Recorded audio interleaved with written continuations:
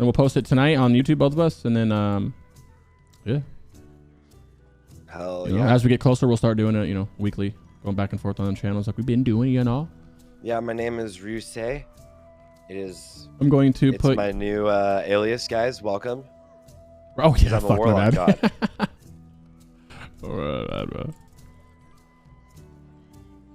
I gotta make my own fucking things for it, dude. Okay, so yeah, dude, hey.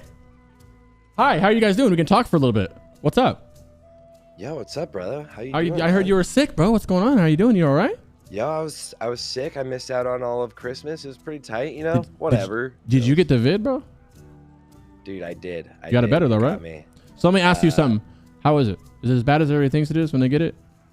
Were you really no, just but, sick like, as I fuck? got like Omicron and I'm like vaccinated and stuff. So like, it was just like 2 days. 2 days of like, this sucks, but. Okay, well, I'm glad you're fucking Other better. than that, though, it was actually pretty chill. So like those 2 days were not that dope, and then afterwards it was just like a little sore throat, which meant like streaming wasn't super chill. Like I didn't want to be talking for 6 hours or whatever. Understandable.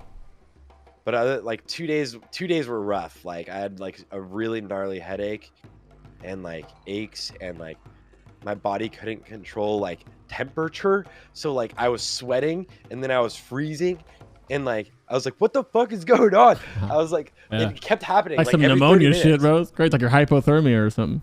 Yeah, but it was only Almost like a just, common that cold. for- Oh wait, yeah.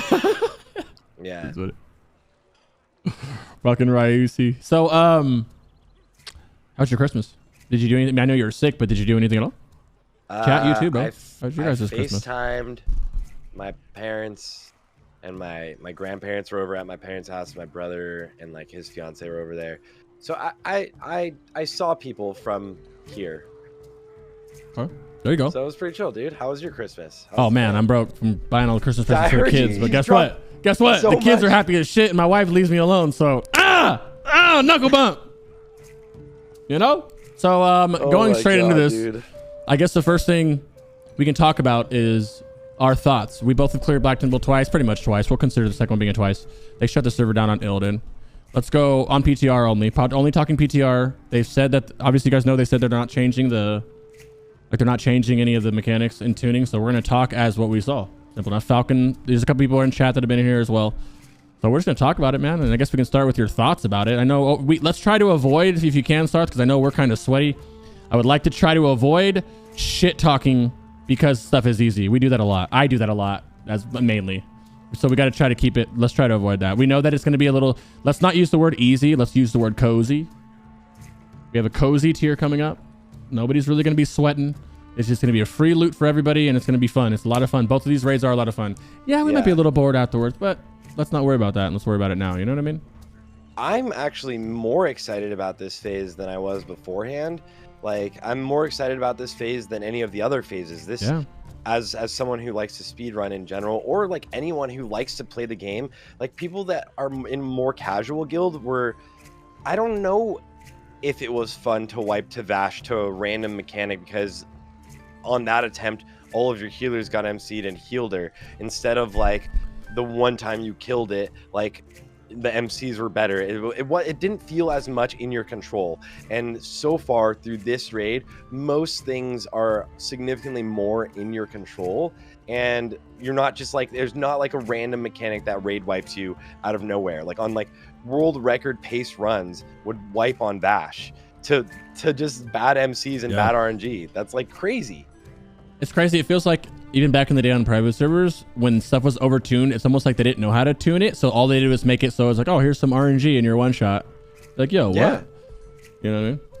Instead of like making things like mechanics that you have to outplay, that you can absolutely outplay, which is something that like I think they really dialed in on retail, and I think that's kind of like cool in the sense of like rating retail. I don't know, it is what it is, but like the mechanics are more entertaining. There's more going on there. Yeah. Anyone know record amount? Yeah, we'll talk about Shahraz when we get there too. That's an interesting conversation, because I recently found out some shit. That's actually my fault for not researching it about rolling corruptions. Wow. Rolling Shahraz. So we'll talk about that when we get there. I would say 300 though. You know what I mean? Just saying. My thoughts were the same thing. I think that this is one of my favorite raids. This is one of everybody's favorite raids if you haven't done it, because retail players still farm this. They want the glaive mogs. The people still come here for stuff they're mogging and stuff. So this is one of the raids that is huge, and I love this raid more than Mount Hydral, more than a lot of raids. Right? I think everybody does. Yeah. So I think you guys are gonna have a lot of fun with it, even if it's a little bit easy, like someone said. For those speedrunners out there, the easier the raid, the nuttier the speed strats. Yeah, like when you can blow through trash faster, if trash isn't as punishing, and I think that's what the difference is, right? It's SSC and TK as a raid tier 5, very specifically, the trash is very punishing. And it's like, if you don't dodge a mechanic like a whirlwind within like a second and a half, you're dead. Which towards the end, we could see like warrior comms coming in and blasting through, because in reality, it's on you to dodge it, but like it's not as friendly, and it's easy to have a lot of deaths. It's easy to take a lot of damage, and there's like one mob per pull that would like randomly mind control people, and then that person's instantly dead to like any sort of cleave. Camera's gonna be scuffed for a second. I'll fix it, guys. Sorry. Go keep talking. That like I think that being different and being like kind of fixed, I would say in this tier, is so much better. It feels like you can outplay everything instead of like kind of having to hold back, and you can almost also like kind of like pull larger like groups potentially. It's definitely going to lead to us potentially being able to do a lot more cool things with speedrunning. But in general, I think everyone's going to like the actual like mechanics in here. It's like more fun, and it feels, this is what I have to say. I think it feels like Naxxramas with world buffs. It feels like going through Nax with world buffs, and that was just so fun. I know you do Nax now in Lich King, and like, what do you think of the raid there? Sorry, I know your camera's scuffed. I'm just doing something. I'll fix it in 2 seconds. Sorry. I think that it's Nax doesn't bug me because I didn't play it. I didn't play Classic, so I don't mind doing it really. To be honest, I really don't. But it's pretty easy. But it's hard because it's a private server. I don't know, difficulty wise. They always tune it weird, so it's kind of hard for me to, what I mean? Yeah. Speak on the difficulty. Watching it earlier today, I was like, it looks fun. So I'm like, I enjoyed it. And I think I actually, after watching you do it today in Naxxramas and Wrath of the Lich King, I would say I'm more excited about doing it in Wrath of the Lich King than I was beforehand, for the sole reason of like everyone's got like there's not necessarily new mechanics, and the bosses all seem kind of easier, even with like hard mode stuff. But like, I think everyone, like, your rotation is so different. Oh man, and that's like crazy. It makes the game so different, and that's what I wanted from Season of Mastery, was like the new mechanics with like world buffs, so that like it just makes the game different instead of making the game slower, which I think is the tendency right now. Is like, the idea is, oh, if it's harder, it's better. And I don't know. I think this phase proved that might not be the case. If it's harder, doesn't necessarily mean it's better, because like, do you want to wipe on the same boss forever that other people are full clearing like very easily? It was better back in the day, like first time progression. Yeah, it was, you were going for it and trying to see if you could full clear these raids, right? It was really like entertaining back in the day to like be like the first on your server to clear this raid, and it took you guys like weeks to kill this boss. But now it's like watching other people just blow through it and then wiping for like months. It's cool progressing. It is, but like I guess maybe me just personally, and I would wager a lot of people prefer like coming up with better ways of doing things instead of like just trying to figure out how to kill the boss itself. Now coming up with like ways to like, how can I do more damage? Can I push a limit here? You know? Sorry, I was getting everything in order. Yo, Rugs, thank you so much for the raid, bro. Speaking of Rugs, that's the big Lich King guy right there, bro. That shit was fun today, man. I'm glad. Thank you for that. Let's go ahead and go to the first boss. Yeah. We'll let the VOD play in the background. We'll just briefly go over it. You know what I mean? Talk about whatever we need to talk about, including the fact that, this is a fun fight.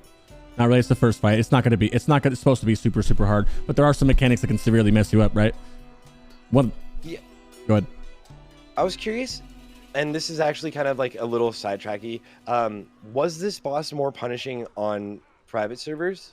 Yeah, this right here, this little splash right here, you got to spread out for it. Otherwise, that did a lot more damage just in paying spine. If you didn't pull them out, I think you see me here. No, this is our second run or first run? This is our second run. Oh yeah, okay, then no. Our first run, you would have saw me get it, but if you don't get him right away, it kills him. But I will say though that the title shield that happens, that comes up. So pretty much the whole focus of this fight is, besides spreading for that, is that he throws an impaling spine at somebody. You have to pick it up and throw it at the boss, but you can't do it yet. You have to wait till he does something called title burst, title shield or some shit, and it's this big ass bubble that puts. You'll see it in a second, right? And you whoever has it, you have to have a macro, which we'll put in the description if you're listening to this.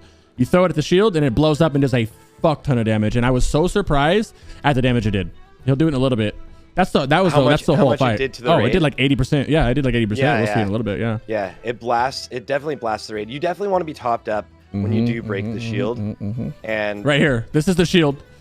And this is the whole fight. I swear to God, this is the whole fight. Other than that, you spread out so people don't get it. Someone has to click it. Someone in here has an impaling spine in their bag because they got it from somebody else. And then they have to throw this. Watch how much health goes away when they do it.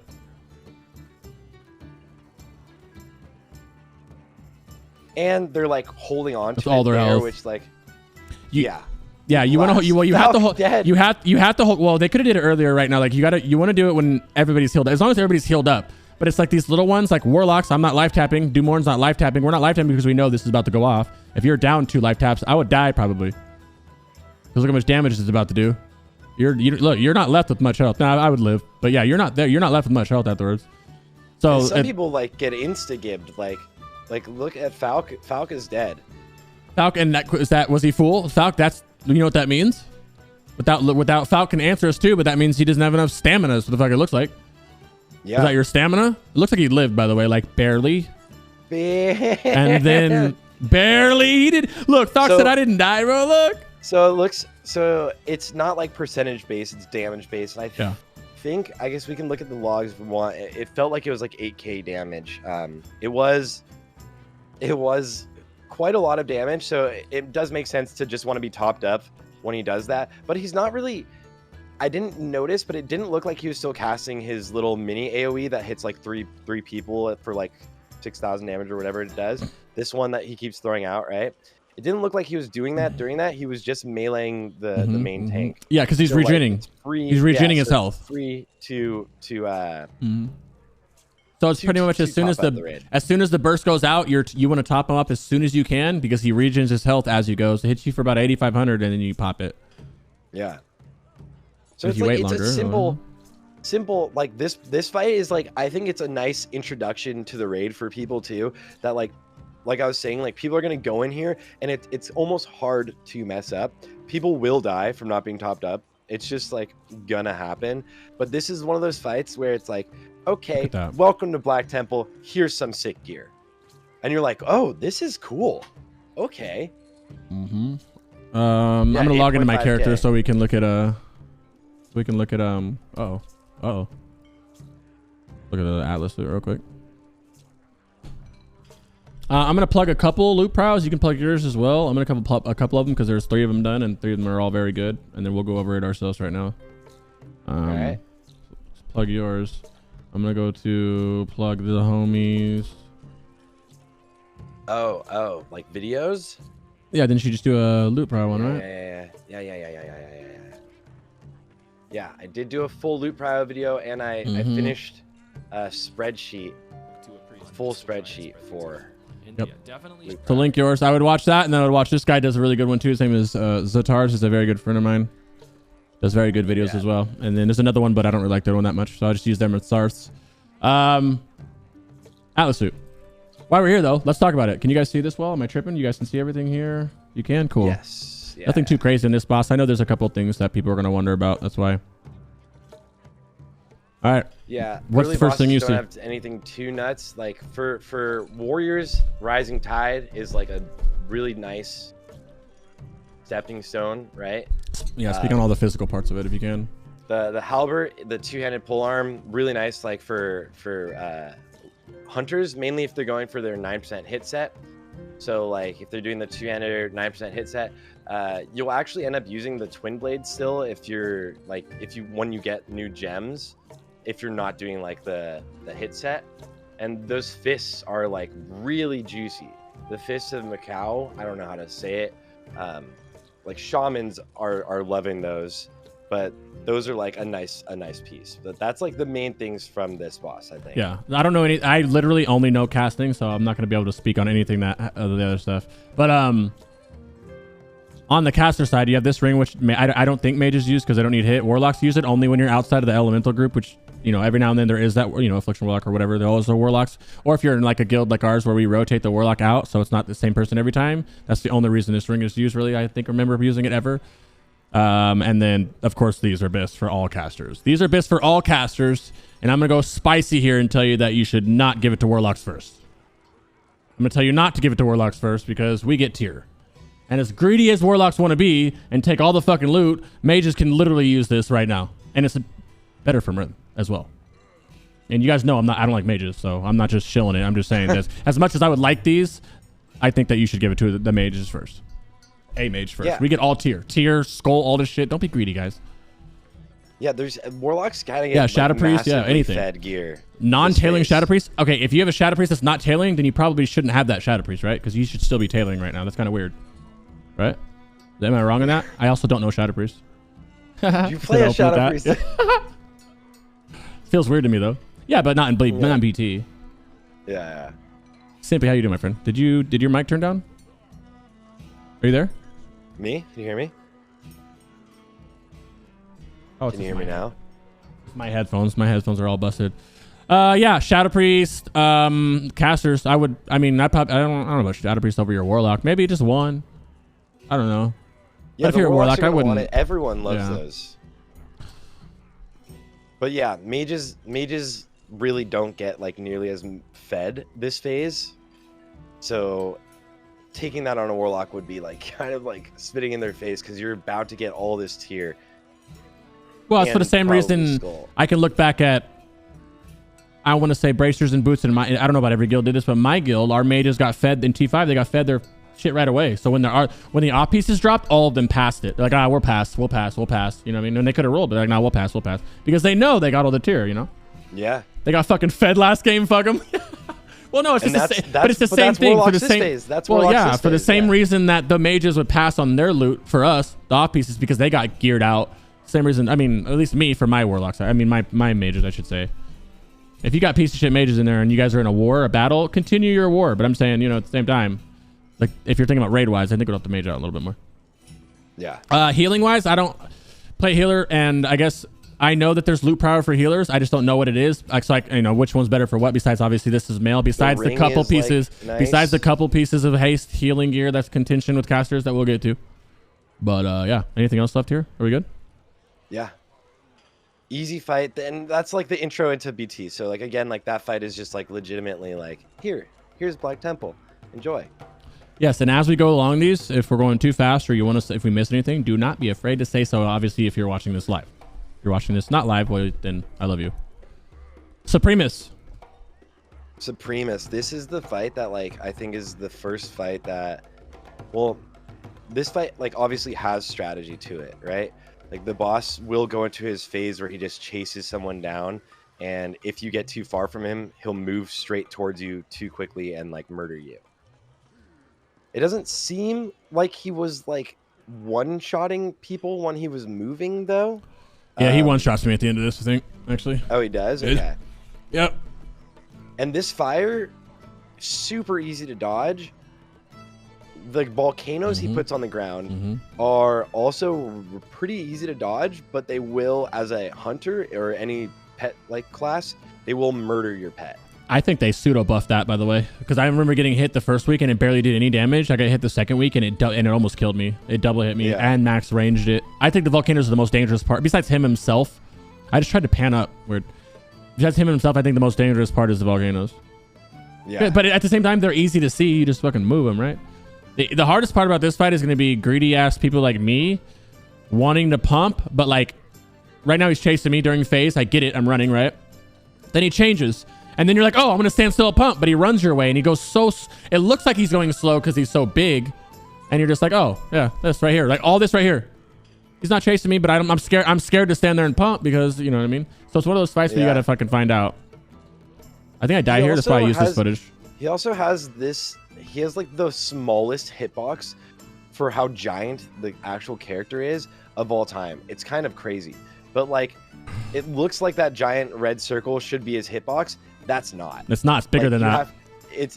But like his range hitbox is bigger, but like you hitting him, you have to be so close. Like his center is like directly in the middle of him. Like it's so weird. You have to like your range as a ranged someone, like anyone ranged attacking him, you can see like the melee too. They have to get like directly below him, and you always feel like you're way closer than you are, or you're like you have to get super close in order to even attack this boss. Yeah. This one thing that he does do is like he'll chase if you're over a certain amount of range, like a certain yardage, like 35 yards, whatever. He'll just chase you, but he does it really slow, and then he stops when he's 20% of the way there and goes back to his normal 90% speed. So during the second phase, he only moves at 90%. So you are faster than him. You're 10% faster than him, right? And then when he goes and gets that speed boost, it's like 5 times his speed boost or whatever to catch up to you. You can't tell because he's so big. Then when he gets, you know, whatever that, is it 20% away from you or 10 yards? It actually might be 10 yards away from you. He goes back to his normal thing. It's 10 yards. Yeah. He goes back to his normal phase, and then, you know, you have to keep running or you get your ass stomped out. Simple enough. It's simple enough. You know, the damage. Look how like close everyone is. Look at the fire damage to the boss in general. It's scary. What? A little scary. Like, no, keep on. You have to be right next to the boss. You really do, because his hitbox is super confusing. It's not like this giant hitbox because he looks like a giant boss. It's not that.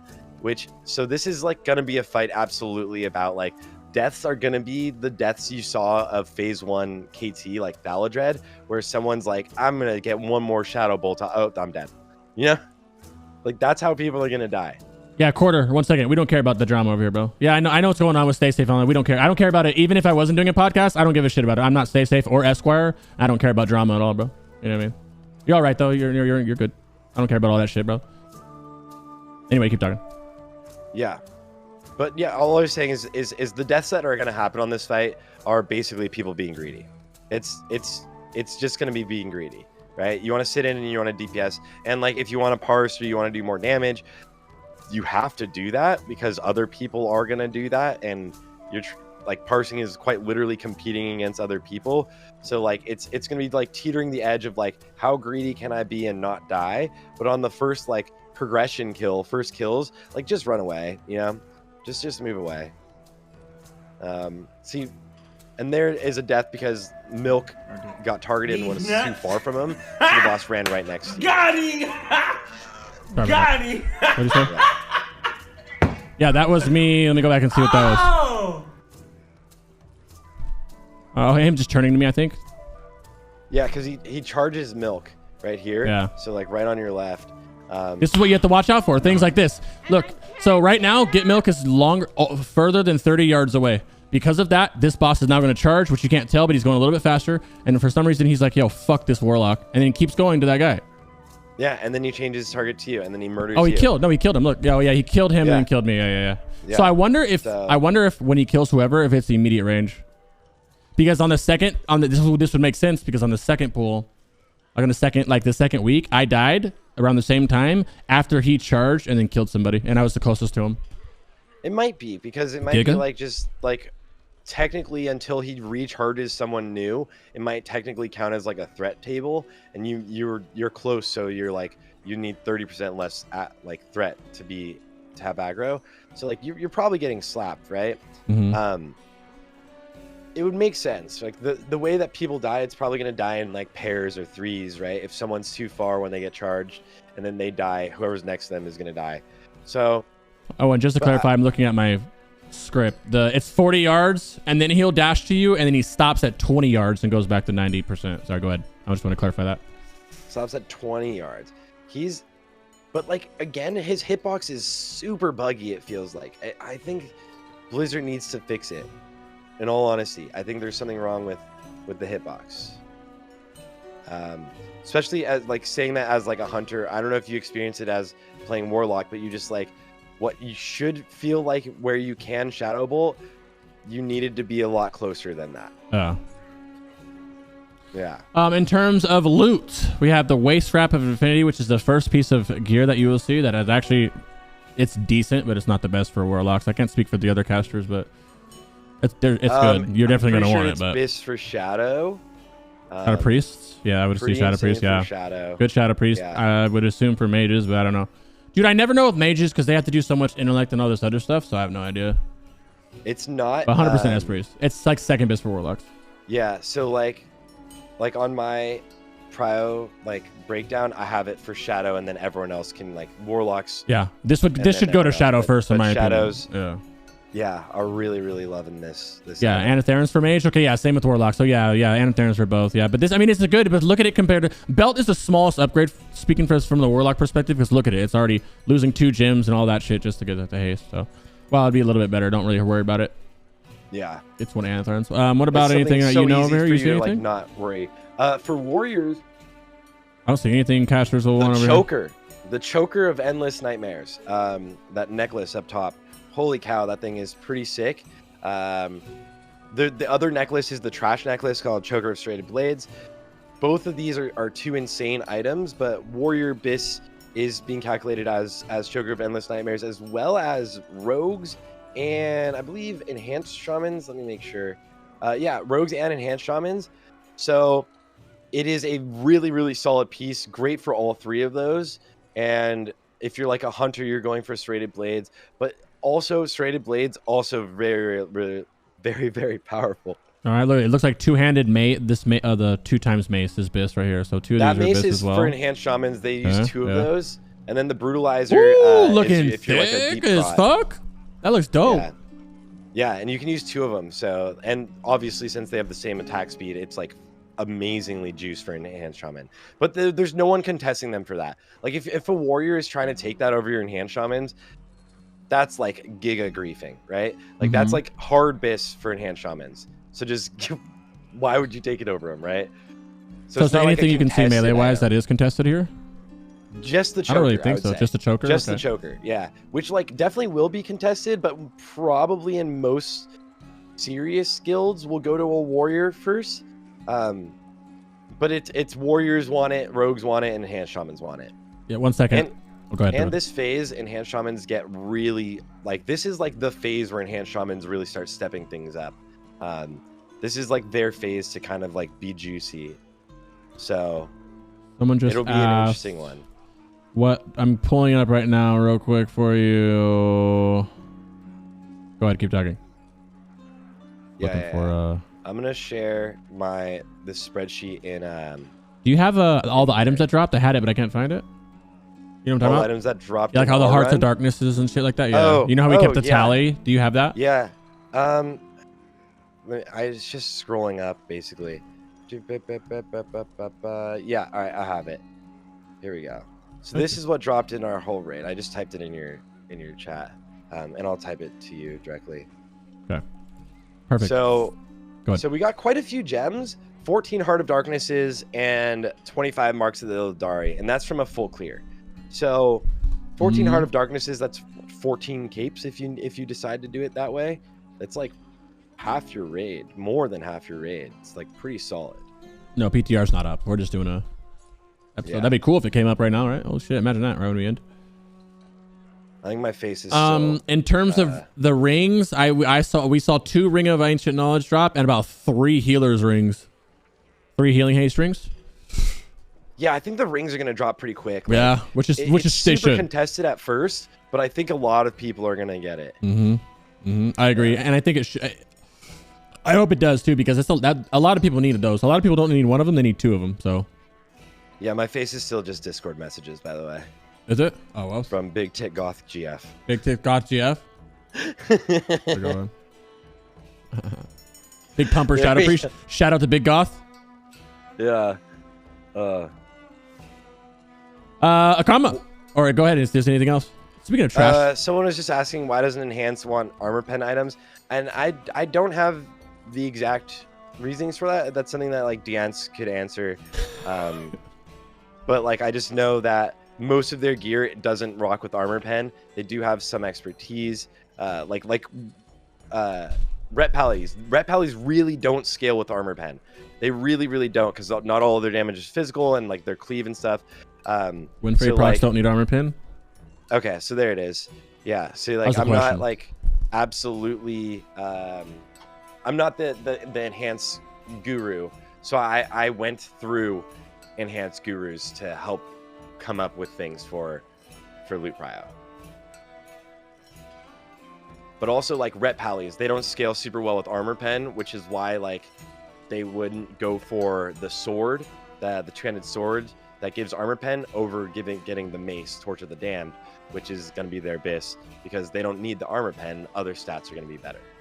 And rogues and warriors especially, but also rogues, no, it's the same.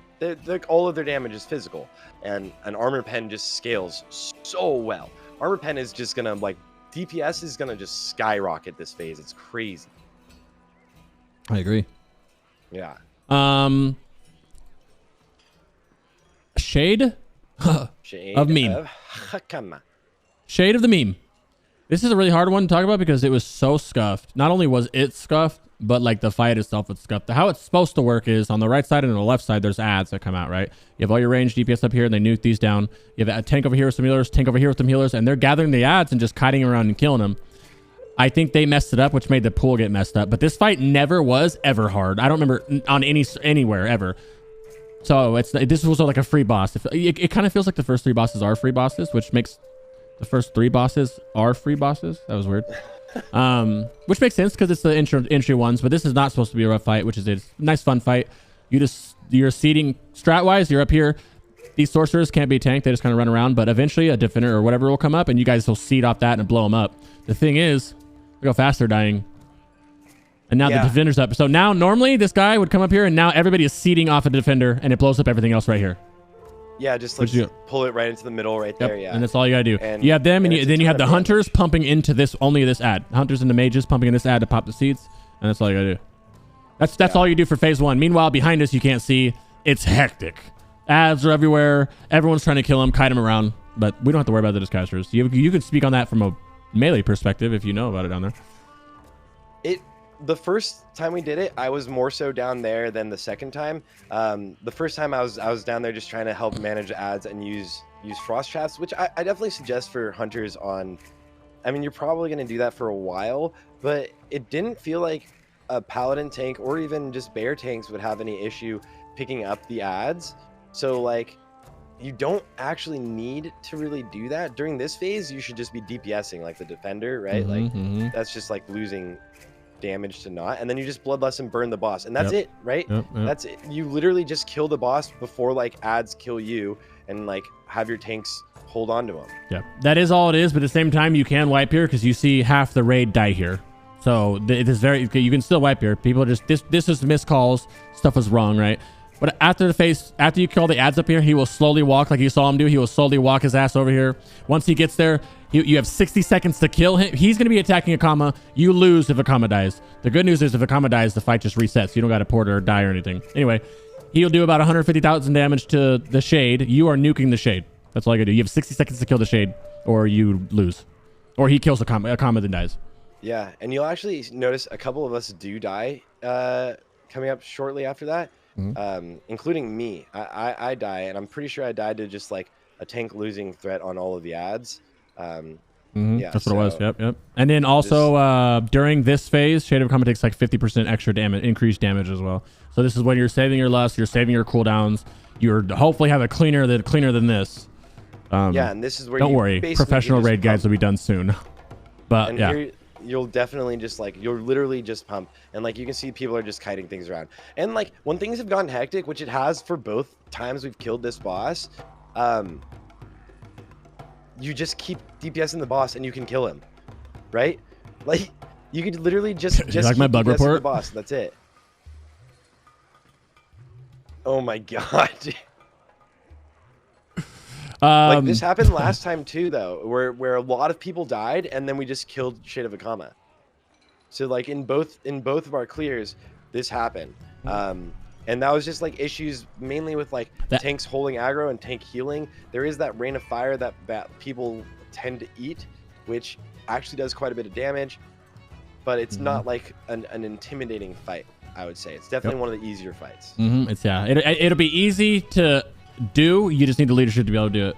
which we're here to help you with. All the ads, you can fear them. Yeah, you can stun them and fear them. I don't know about the defenders, but all the other little ones, you can do everything where. So you can have like a Palutang on one side. You usually have Palutang on one side, warrior on the other side for the defenders. Bring the warriors, and the Palu the ones grouping everything up, and then you just pump them down. But you can do frost slows if you want, if you have one expected in blizzard for some reason. But you can do, earth binds, everything, which you should, by the way. Yeah. Like that went down to Meltdown, and there was no traps, there was nothing. It was just everybody fucking meltdown mode. Nobody knew what to do, right? Huge Ellie, but here, yeah, let's talk about the thing. In terms of casters, the first thing is this one is ass because no caster needs hit for this. So you're literally not going to wear this, right? Like, don't even worry about this. Focused Manner, this is also horrible because it has hit on it. Once again, I'm going to step out of line and speak for all the casters here because Warlocks have the worst hit problems, and I no longer have hit issues, so you fucking should not have any hit issues, which means you don't want these, I assume. Woo! That's like all the casters here, bro. Nothing else too crazy here, man. What about you? This is one of the only fights that most things aren't contested. The Ellie belt is insane. Flashfire girdle. The gloves for warriors, grips of silent justice, can be awesome. The boots for prot warriors could be amazing. The ring is probably like the most contested, but like should probably go to your feral ring of deceitful intent. This ring, the tank feral, you think? Yeah, and because like rogues can use it if you're missing other rings, but like it's not like your like this situation. But like ferals are loving this. So this is one of the fights where like almost every item that drops, like there's good items, decent items even, but like they don't, like you're not like contested. This is one of the fights where you're like, you're not fighting someone for something, right? You're just like, who wants it? Yeah. Like, yeah, there's nothing contested here. The grips, it's a free fight, free loot. Juice, but yeah, we call this this is a support class loot table right here, but you know what I mean? This when you bring that alt in there and you're like, hey, does anybody want this? You're like, yeah, I'll take it. You're like barely level 70. The pet shoulders are okay, like they're cool. But pet like you're gonna be using the shoulders of the hidden predator, but you're gonna be using that sounds sus. Yeah, you're gonna be using your oh, this looks dope. Your tier. Yeah, it looks just like tier pretty much. It's not as cool as that one, but it's getting there. So it's up there. Yeah. Dude, shoulders of the hidden protect. That's just like some weird. That's a weird name, bro. Okay. Yeah, those aren't even actually those. Actually, yeah, those are not even the good ones. So those aren't even the good offset shoulder piece, anyways. So something you're gonna see enhancement shamans with the eyeball shoulders. It throws me off because there's shoulders that look like T5 shoulders for warlocks, and I'll see priests with them. I'm like, wait a fucking minute, dude. Wait a minute, dude. Oh yeah, the like Teron of the Gorefiend. This fight, Sarthe, you actually got? Did you get the? No, constructs? I wish I did. I wish it's so easy.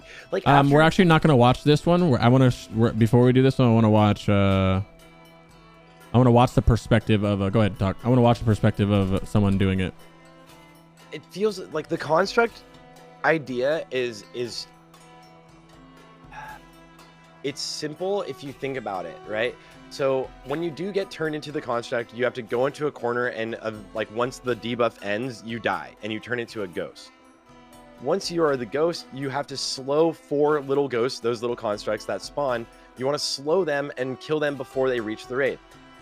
There's 3 abilities that matter. 3 abilities. You have an AoE like Frostbolt that hits everything around you. You have a Frost Nova that slows everything, or like literally freezes everything, and then you have an Ice Lance that adds a stacking slow. All right, we're gonna watch it. Keep talking. We're gonna watch it in the back so you can see it too. So the first thing you want to do is the AoE damage, which is on your 5 key. The first thing you want to do is just instantly AoE damage, and then freeze them all. Instantly AoE damage, and then freeze them all. Okay, wait. And then wait. Before you do that, did you explain the debuff to them? A debuff happens where they put a debuff on a target at 60 seconds later, 30 seconds later, whatever, you die, right? So before you do any of that, you should have a Soulstone rotation first. You have all your warlocks on a Soulstone rotation, and then say this priest is the first one to get it. You make sure, okay, priest got fucking constructs. Crix, give him a Soulstone. He runs back here. He dies like he's about to do. Continue, Sarthe.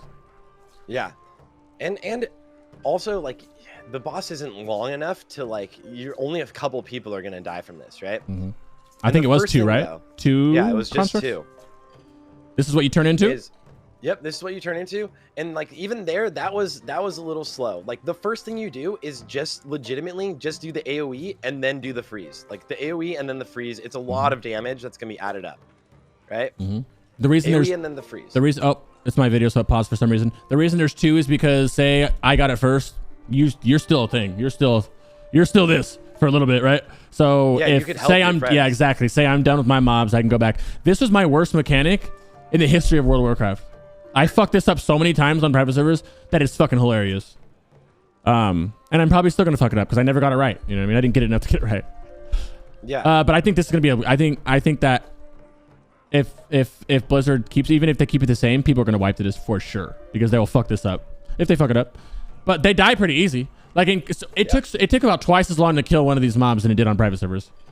Like your 3 or whatever does way more damage than on private servers. So this shouldn't be that big of an issue. There's also a mini game you can do to do this. It'll help. Although I will admit that the mini game doesn't help at all because I've got that mini game right 50 times and I still haven't got this right once. So the thing is, like, I think the biggest thing to focus on is what they're doing right there, which is good, is keep the slow debuff on all of the ads, but also you want to try to keep them grouped up. Like, that's like ideal. Is it's like if you're mage farming ever, right? If you're by yourself, if you're mage farming, like if you ever let the stack kind of break apart, you always try to group it up again. And you do that by slowing whoever's in the front first, and then as the back ones start to catch up, you slow them, right? Yep. So like, and the very first Ice Lance breaks the Novas. So you want to like Nova the back mob right when you do it. If they're in like a perfect square, you'd say you would Nova the mob the furthest away and then one by one, or Ice Lance one by one all the other ones, that it slowly slows all of them, and then like each time rotate to make sure you get like 3 stacks of the Ice Lance debuff. And then there's like they can barely move and you're just tabbing. Like it in practice seems harder than it actually is. Is just try to keep things grouped up, and if you hit the back mob first, he'll have to run through the front mobs because he's already broken out of the Nova. So like there's a way of doing it that's obviously the best way of doing it. But I think once everyone like realizes how to do it, you should never have those really reach the raid. And once you like, if you're the first person and you finish it, then you're still the ghost while the second person gets a spawn. So just go and help them also. And then it's like 2 ghosts against 1 group. They're dead. Yep. So we talked about that for a while because that's the main mechanic of this fight, but there are other stuff that you really don't need to worry about much. Besides, like someone said in chat, this boss actually hits very hard. We have had tank dies on pull. You got to go in here ready for this tank and have big heals on the tank. He's really, if you see the raid damage, there's not that much damage going out. Otherwise, outside of the constructs, there's not that much damage going out, right? There is the he does like a random debuff that like does like 10,000 damage, and I don't think it's dispellable. You can just heal it though.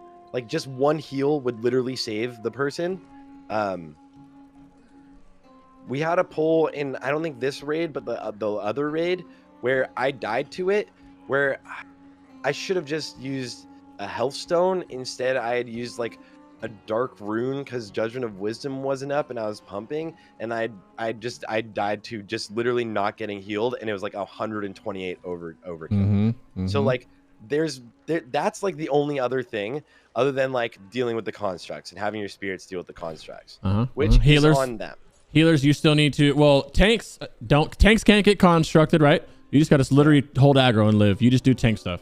DPS, you got to do DPS. Don't pull out. Do DPS. Pump as hard as you can. Don't pull threat. Don't fuck up constructs. Healers, you can still be constructed as you just saw. All right. You need to be quick to dispel some incinerates when you see them. And any target afflicted by crushing shadows, you're going to have to, big heals on them. Get a bubble on them. Get a renew on them. Get some palms on them. Get some stuff to keep them up, man. That's about it for this fight, bro. Yeah, so it's like there is a decent amount of raid healing kind of, and there's some dispels. Like the tank does get hit.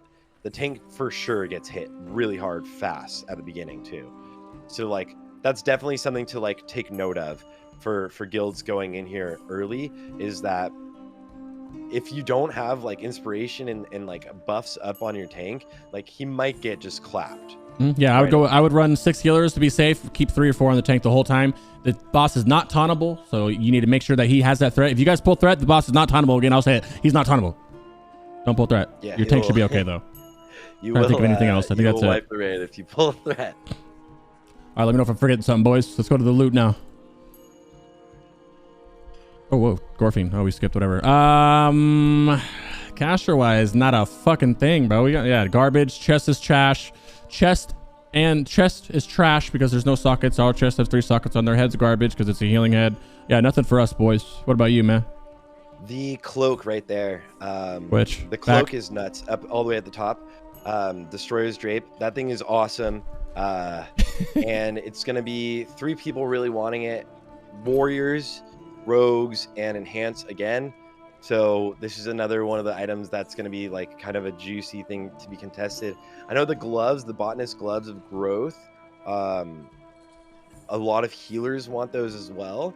So those are pretty strong. Oh, what are you giving it to first? Druid, Shaman, or probably the Druid? I didn't even... Well, because I don't think the Shaman wants these anyway, right? Resto Shaman doesn't want those. I think Arresto actually does want them. Yeah. Any Restos in chat? Yes, you do. Okay. What about a Holy Paladin? Any Holy Pallies in here? Holy Pally also wants them. Yeah. Holy Pally as well. So it's just Biss for all healers. Yeah. Cool. So okay. Those things are really strong.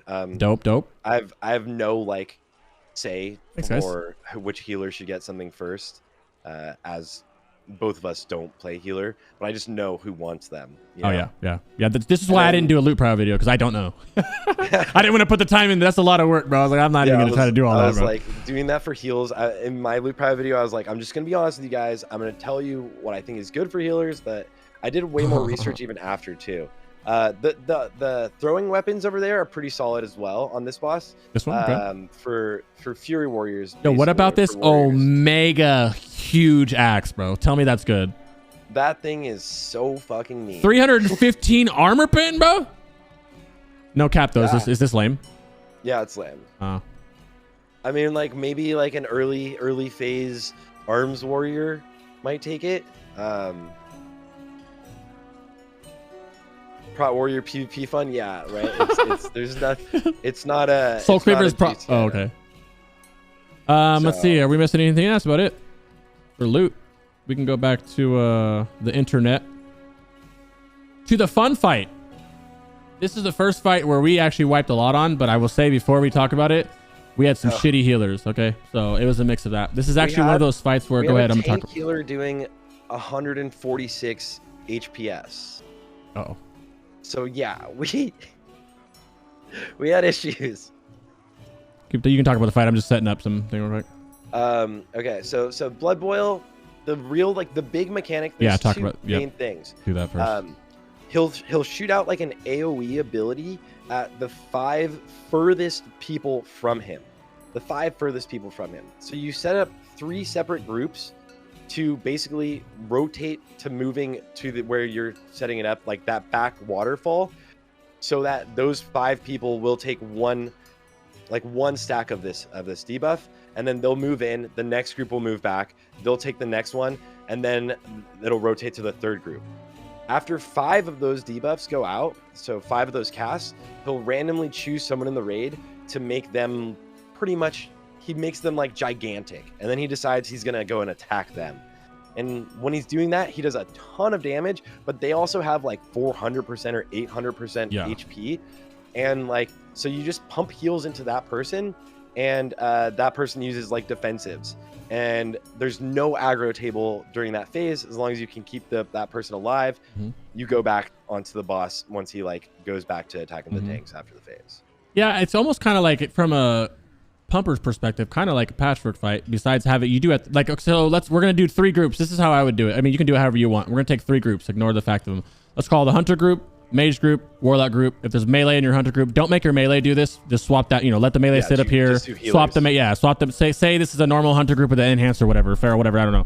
You would just make sure you stay over there and just put a healer here, right? So you have 5 people to do it. You have your warlock group of 5. You have your mage group of 5, right?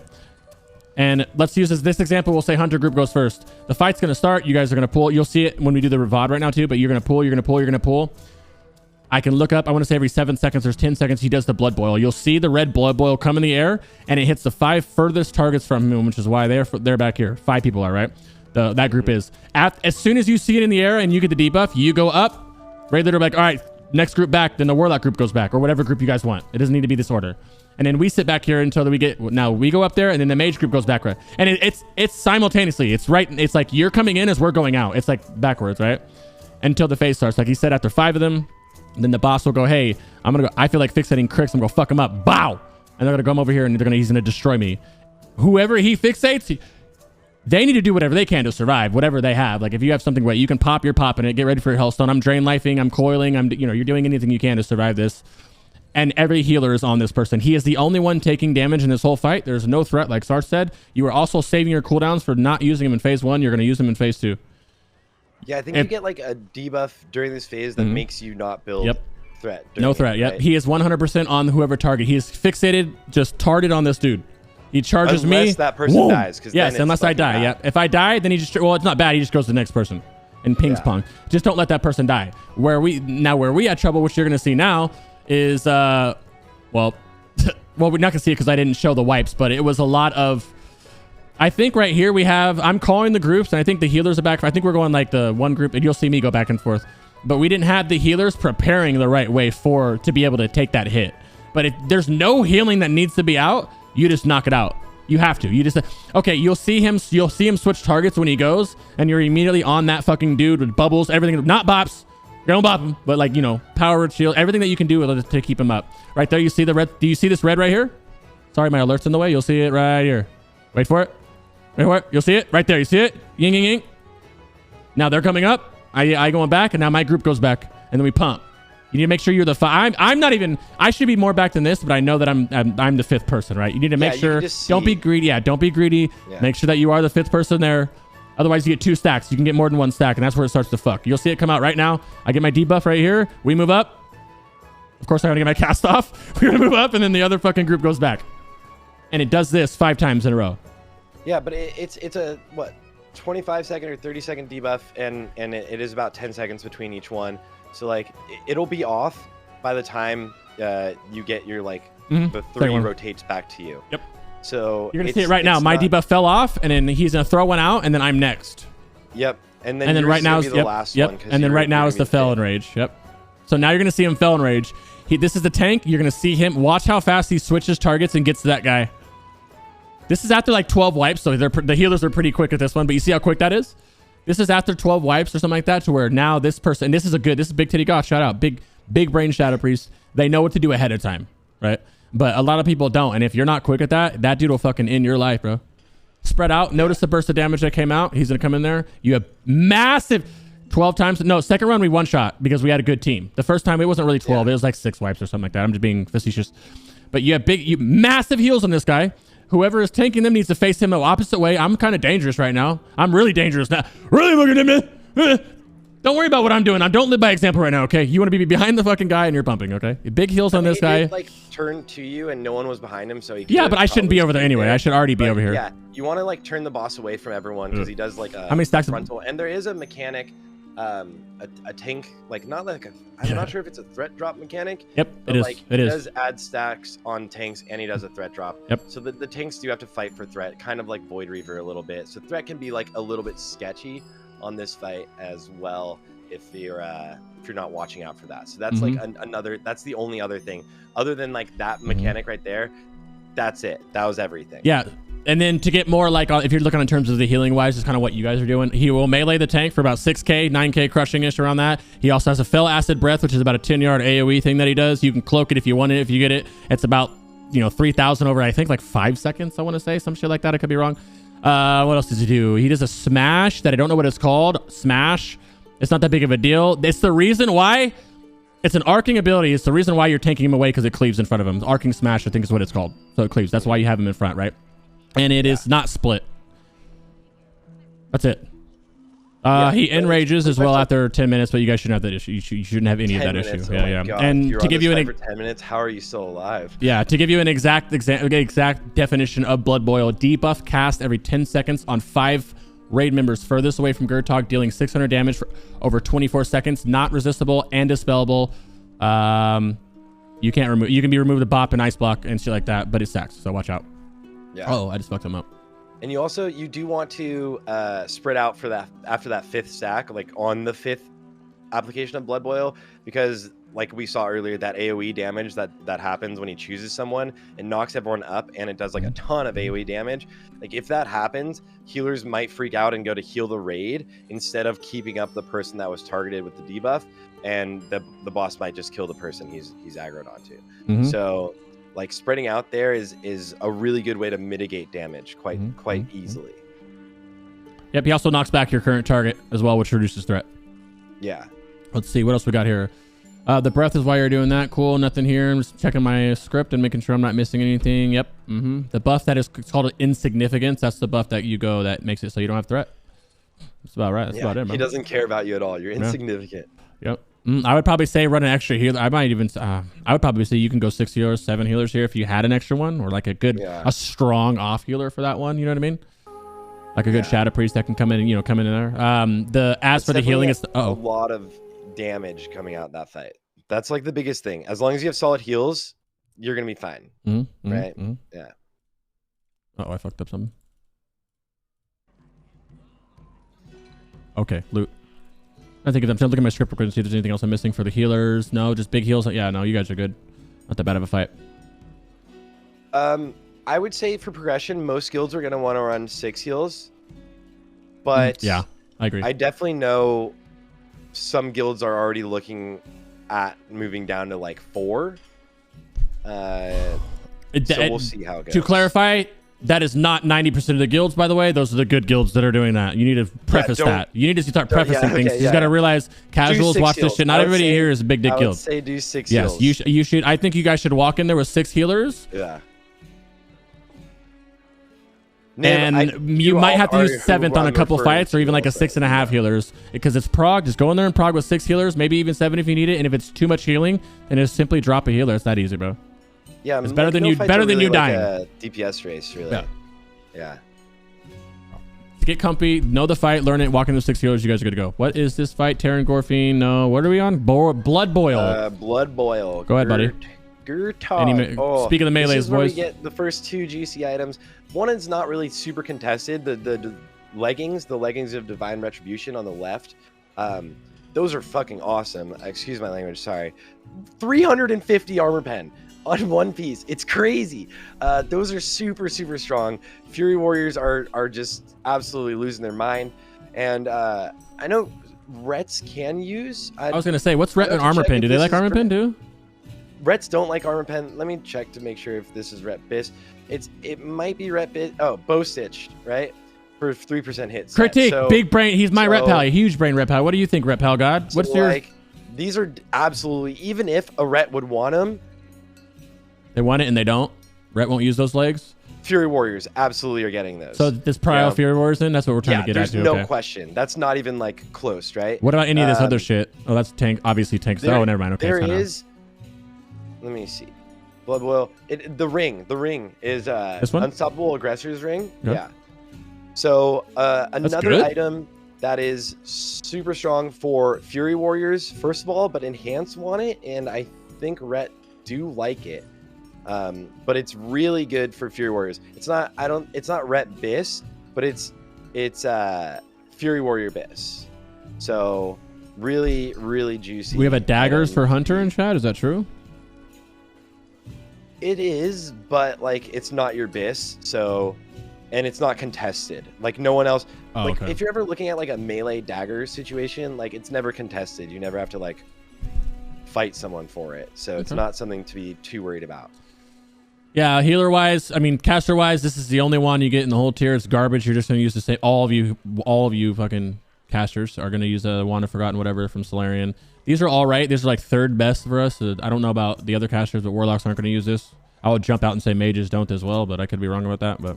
And this is just a healing one. Nothing too crazy here loot wise for casters. I mean, unless you're like a support class, but for the other ones, no. Wand of Shame, Solarian Wand. Yeah, Solarian Wand carries you into T6. It's trash until you get Sunwell. I mean the Sunwell Wand. Yeah, if you can get the Solarian Wand to drop. Yeah, Wand of Shame. Oh, I get it. Me, the Ret person going for Unstoppable Ring? Okay. Yeah. Okay. That's interesting. Cool. Like the ring can be useful for both Rets and Enhance. Okay. Also, but Furies are absolutely looking at that. How's this trinket? But tank trinket, was it ass? Dude, I personally am not a big fan of like Omega like tanky stuff for the most part. Wand Like, of maybe there's a Obliteration is situation amazing. where it's useful. Definitely give it to your tanks, obviously, but like it's a rare situation where you're like, all right, I'm going to use this as an extra CD when something happens because we're having struggles with this fight and I'm taking too much damage on like sheer on Illidan or something, right? For mag, okay. Yeah. Oh, Wand of Eradication, you mean? That's still Mage Fist, bro? Oh, yeah, because you don't need the hit. Oh, yeah, duh. Okay, that makes sense. Yeah, me over here like, what the fuck, Obliteration? Okay, next. And I think actually the trinket might be Bear Bis. Trinkets, but that like again, every time you're looking at like something that's like solely based on mitigation, it's mostly for mitigation sets. Yeah, I appreciate everybody in chat who's chiming in with what it is. I really do appreciate that. Yeah. We're saying it. We're repeating out loud for those who are watching the VOD. That's why I'm repeating what you guys are saying. Yeah, and I have to like pull up I have all of the bislets all next to each other, so I have to like pull them up in case. But like that again, that's like an item that's like not contested, which makes it really easy, right? It makes it really easy where it's just like, just give that to your bear. It's a great trinket, but right. not something to scream for with alternatives. Okay. Yeah. All right. But there's also no one that's gonna fight you for it, right? Yeah. PvP Battlemaster trinkets do the same thing.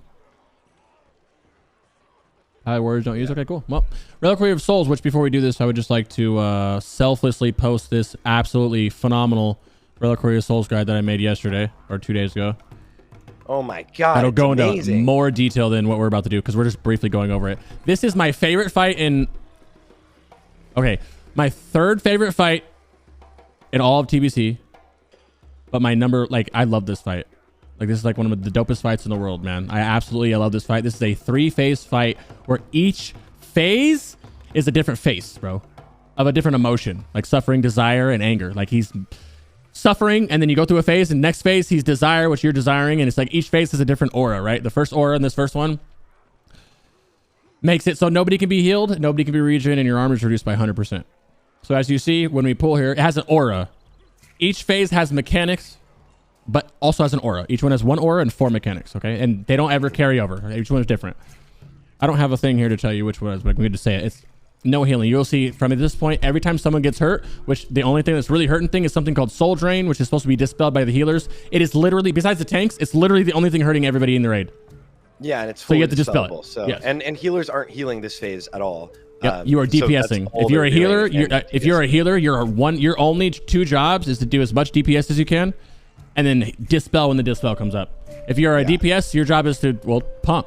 You don't have to worry about threat. There's no threat table. The threat in this site actually works differently to where it's whoever is closest to the boss. So if you have a tank tanking it and you need a tank swap because he's getting fucked up, I just back up slowly as you're moving forward, and then all of a sudden the tank, they'll swap the tank. Melee, watch out, sit behind the boss, and don't be, sit behind the boss, but sit at melee max range, right? Yeah, max melee range, or else you're gonna die, basically. And pump. That's it. Nobody's health went up. If you're a warlock, you can life tap, but no, you're not getting your health back. I mean, this, you can see we don't have any problems with this because I think this is the good run right here. Yeah, this was our second run to where we had good healers. But if you would have saw us on our first run, we didn't. It was crazy. There was a lot more healing. I think it might have bugged out on this. Yeah, it did. Right? You can see. Yeah. Oh, it did because TSW didn't get hit. Yeah, we were able to heal. No, you can see like Falk has done some. Oh yeah, you're right. You're right. No. This was a weird situation, but TSW didn't really take any damage.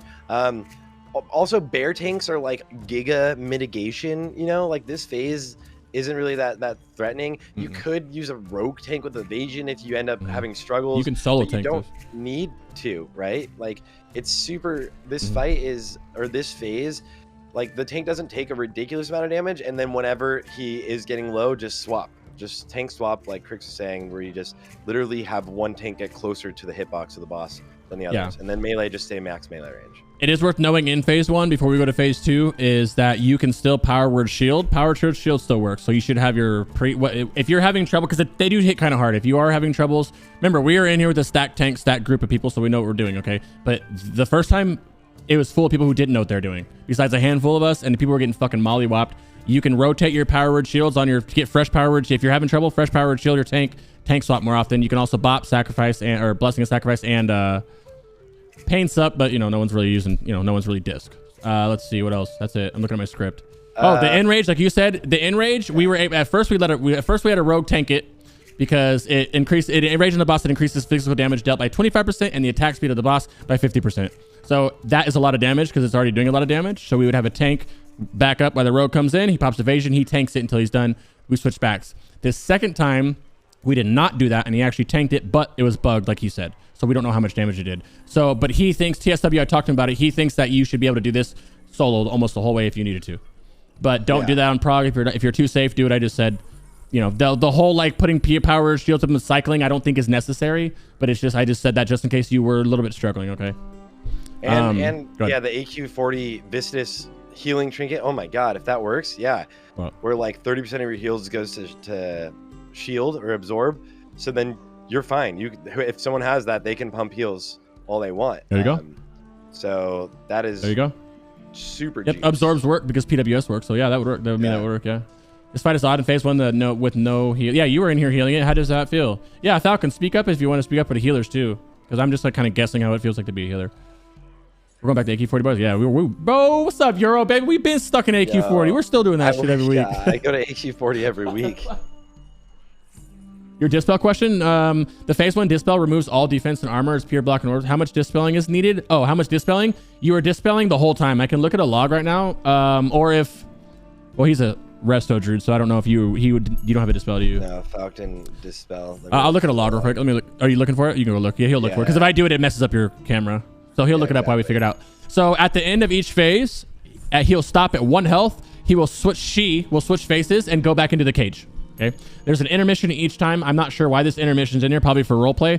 During this intermission, you have these little enslaved souls coming out. Every time you kill one, it gives everybody 30% health and mana back. I don't know why this phase is here. I think it's just because like maybe it was harder back in the day or something. But look how the warlocks shard farm. I don't know. They die so easily. It's nothing you need to really worry about. It's just a nice little intermission. So that's another thing is phase 1. When I said the healer's DPS, nobody worry about mana. You get everything back. Okay. Next. Dispel. There's only 12 dispels in phase 1, and it really wasn't that bad. It was the first one was at 25 seconds in. There was 4 of them, so it looks like four go out at a time. 45 seconds in. So another 20 seconds later, and then another 20 seconds later. So every 20 seconds ish, four of the debuffs, the soul drain debuff goes out. Perfect. Thank you, brother. You want to link the logs in chat just for anybody who wants them. Phase 2. This is actually the fun phase where I'm not gonna lie to you. I tried to kill myself. Okay, let me talk about it. The first thing in this phase is now. Where you tried to kill yourself. Yeah. Phase 2's aura, gentlemen. Next level. This one, I don't have it here. Now it's her. It's a little sexy looking little face thing, right? Her aura increase. Wait, this is the one with the damage back and forth, okay? This is this crazy shit, right?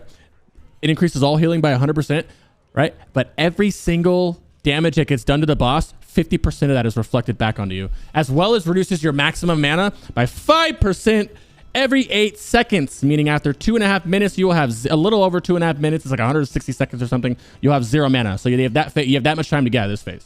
Okay. I mean, well, not if you're a warlock, right? But yeah. So like I said, every time you do damage, 50%. The whole phase is that. This is such an easy phase. It's just that literally it's all about warlocks, because warlocks are like the only thing I think that can challenge accepted. Warlocks are the only thing I think that can kill themselves. I have killed myself many times on private servers with this. I tried to. I have full dots up, Doom going, and I'm just throttling it just to see how much damage it's doing, and I get as low as like 2k on a Doom proc after a Shadowbolt crit during Dead End, which why we're here. Let's talk about Dead End. Dead End increases the damage taken by the target by 100% by 10 seconds. This is never to be interrupted, and instead supposed to be spell reflected by your warrior. So then the boss during Dead End will take that 100% damage, which is why during Dead End, warlocks will do 100% more damage, meaning, look at that. That 7k crit took me down to like, 3k. That's everybody doing. As soon as Dead End goes in there, your comms are, you're screaming Dead End, Dead End, Dead End's going out. Don't interrupt it. It's spell reflected. Healers immediately know this is the most healing intensive part of this phase.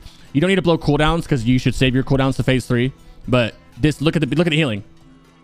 It's not like it's a lot of healing, but it's like just like people have dots up there. The hunters. It's more like if you look at the hunters, it's like little dots. It's like a little bit of dot damage, right? And then you got the warlocks over here. Hunters is the most annoying. Yeah. Well, no, because hunters, you just put up a renew and some life blooms. What do you mean? As a hunter, this phase is super annoying because all of the damage you take from this knocks back your cast of steady shot.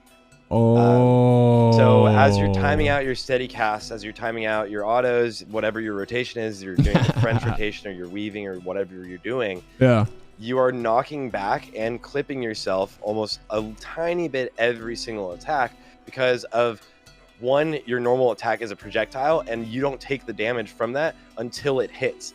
So like I have to figure it out exactly, but there's got to be like a absolute bis like range you could be in from this fight to make it so that like your attacks don't clip or they hit right as your other attack was finishing so that they don't clip yourself. There's definitely a way to min-max it and adjust your rotations slightly.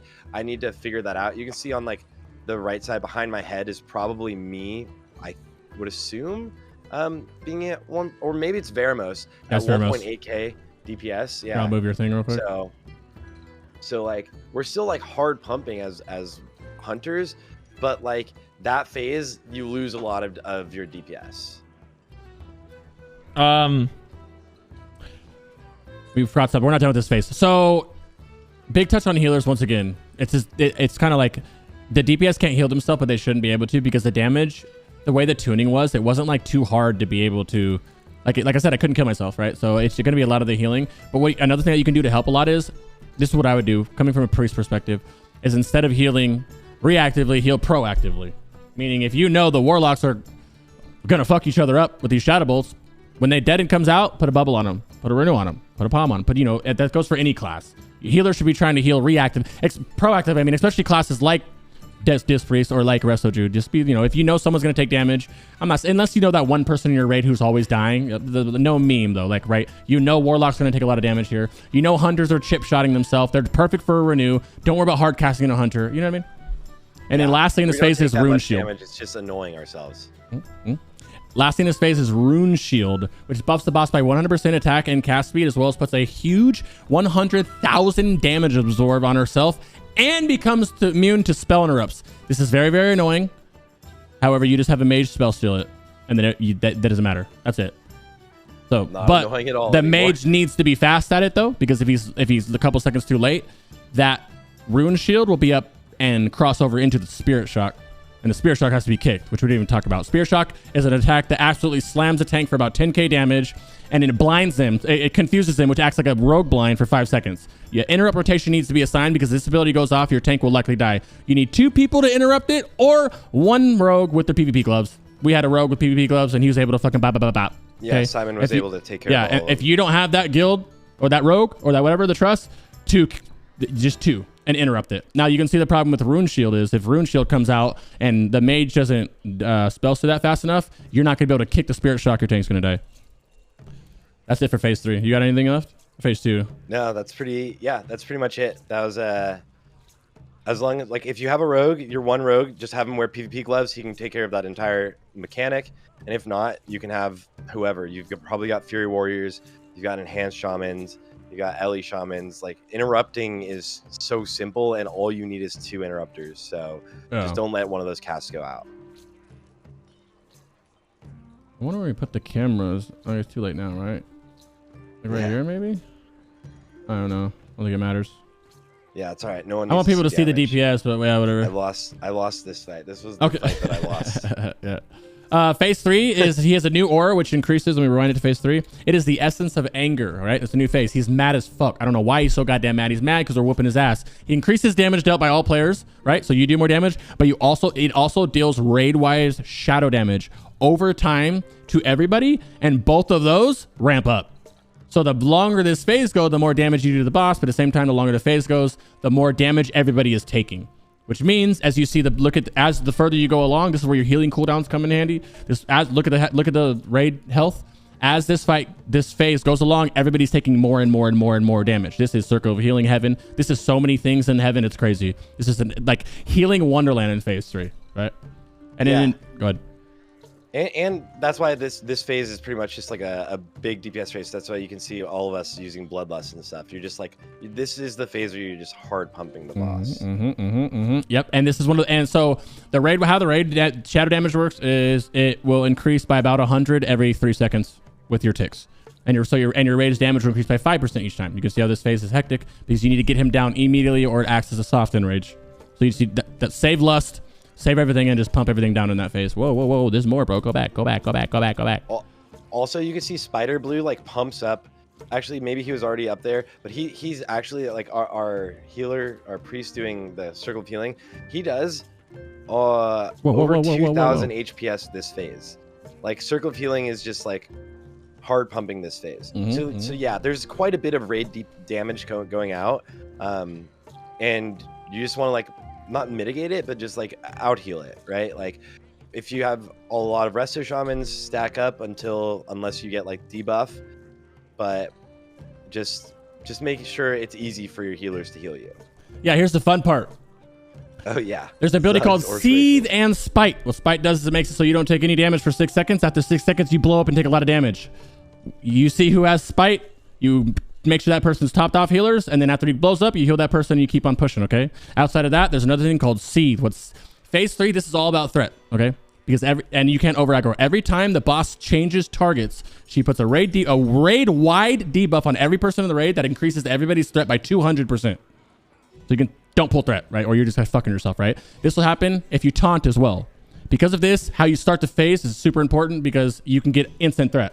So in this example, our Prot Warrior is main tank, our Bear is off tank. You have the Bear go in there, do a couple swipey swipes and get aggro, and then you have we have our Warrior taunt. As soon as he taunts, everybody gets 200% threat. Nobody in the entire raid is doing any DPS at all from the start until 10 seconds in, until this debuff goes off. So for 10 seconds, not only do you have a Warrior gaining threat by himself, but you have 200% threat he's gaining. You see what I mean? So you have 200% threat on a tank. After the Seethe goes off, which is that debuff up there, you fucking start pumping and you guys are good to go. Yeah, and I don't know if we're gonna end up holding back DPS for that long because everyone kind of has that buff. But just watch your threat for sure. Like, yeah, you can get a huge threat lead, and then you'll never be able to catch him. Yeah. So and TSW definitely did some safe strats because he's an old private server guy. I don't. That's the safest strat. I'm just doing the safe one. I think that honestly, you could just have the Warrior go in there and everybody be safe. And just relax, MDs, do the typical shit, and you'll be fine. But that's and I'm sure our guilds will try that. But for right now, I would just suggest doing it that way to be safe. Have a Warrior have your thing go in there, have the Warrior pick it up, do it until if your guild, judge it yourself. Yeah, you got to judge it yourself with your own guild. Lastly, on that last thing in there, I'm just gonna stay here, is a thing called Soul Scream. It'll hit everybody in the cone in front of the boss. Guess what? Be behind the boss. That's it. That's it. Is that it? Yeah. That's woo! Here we go. Trying to make sure I don't forget anything, bro.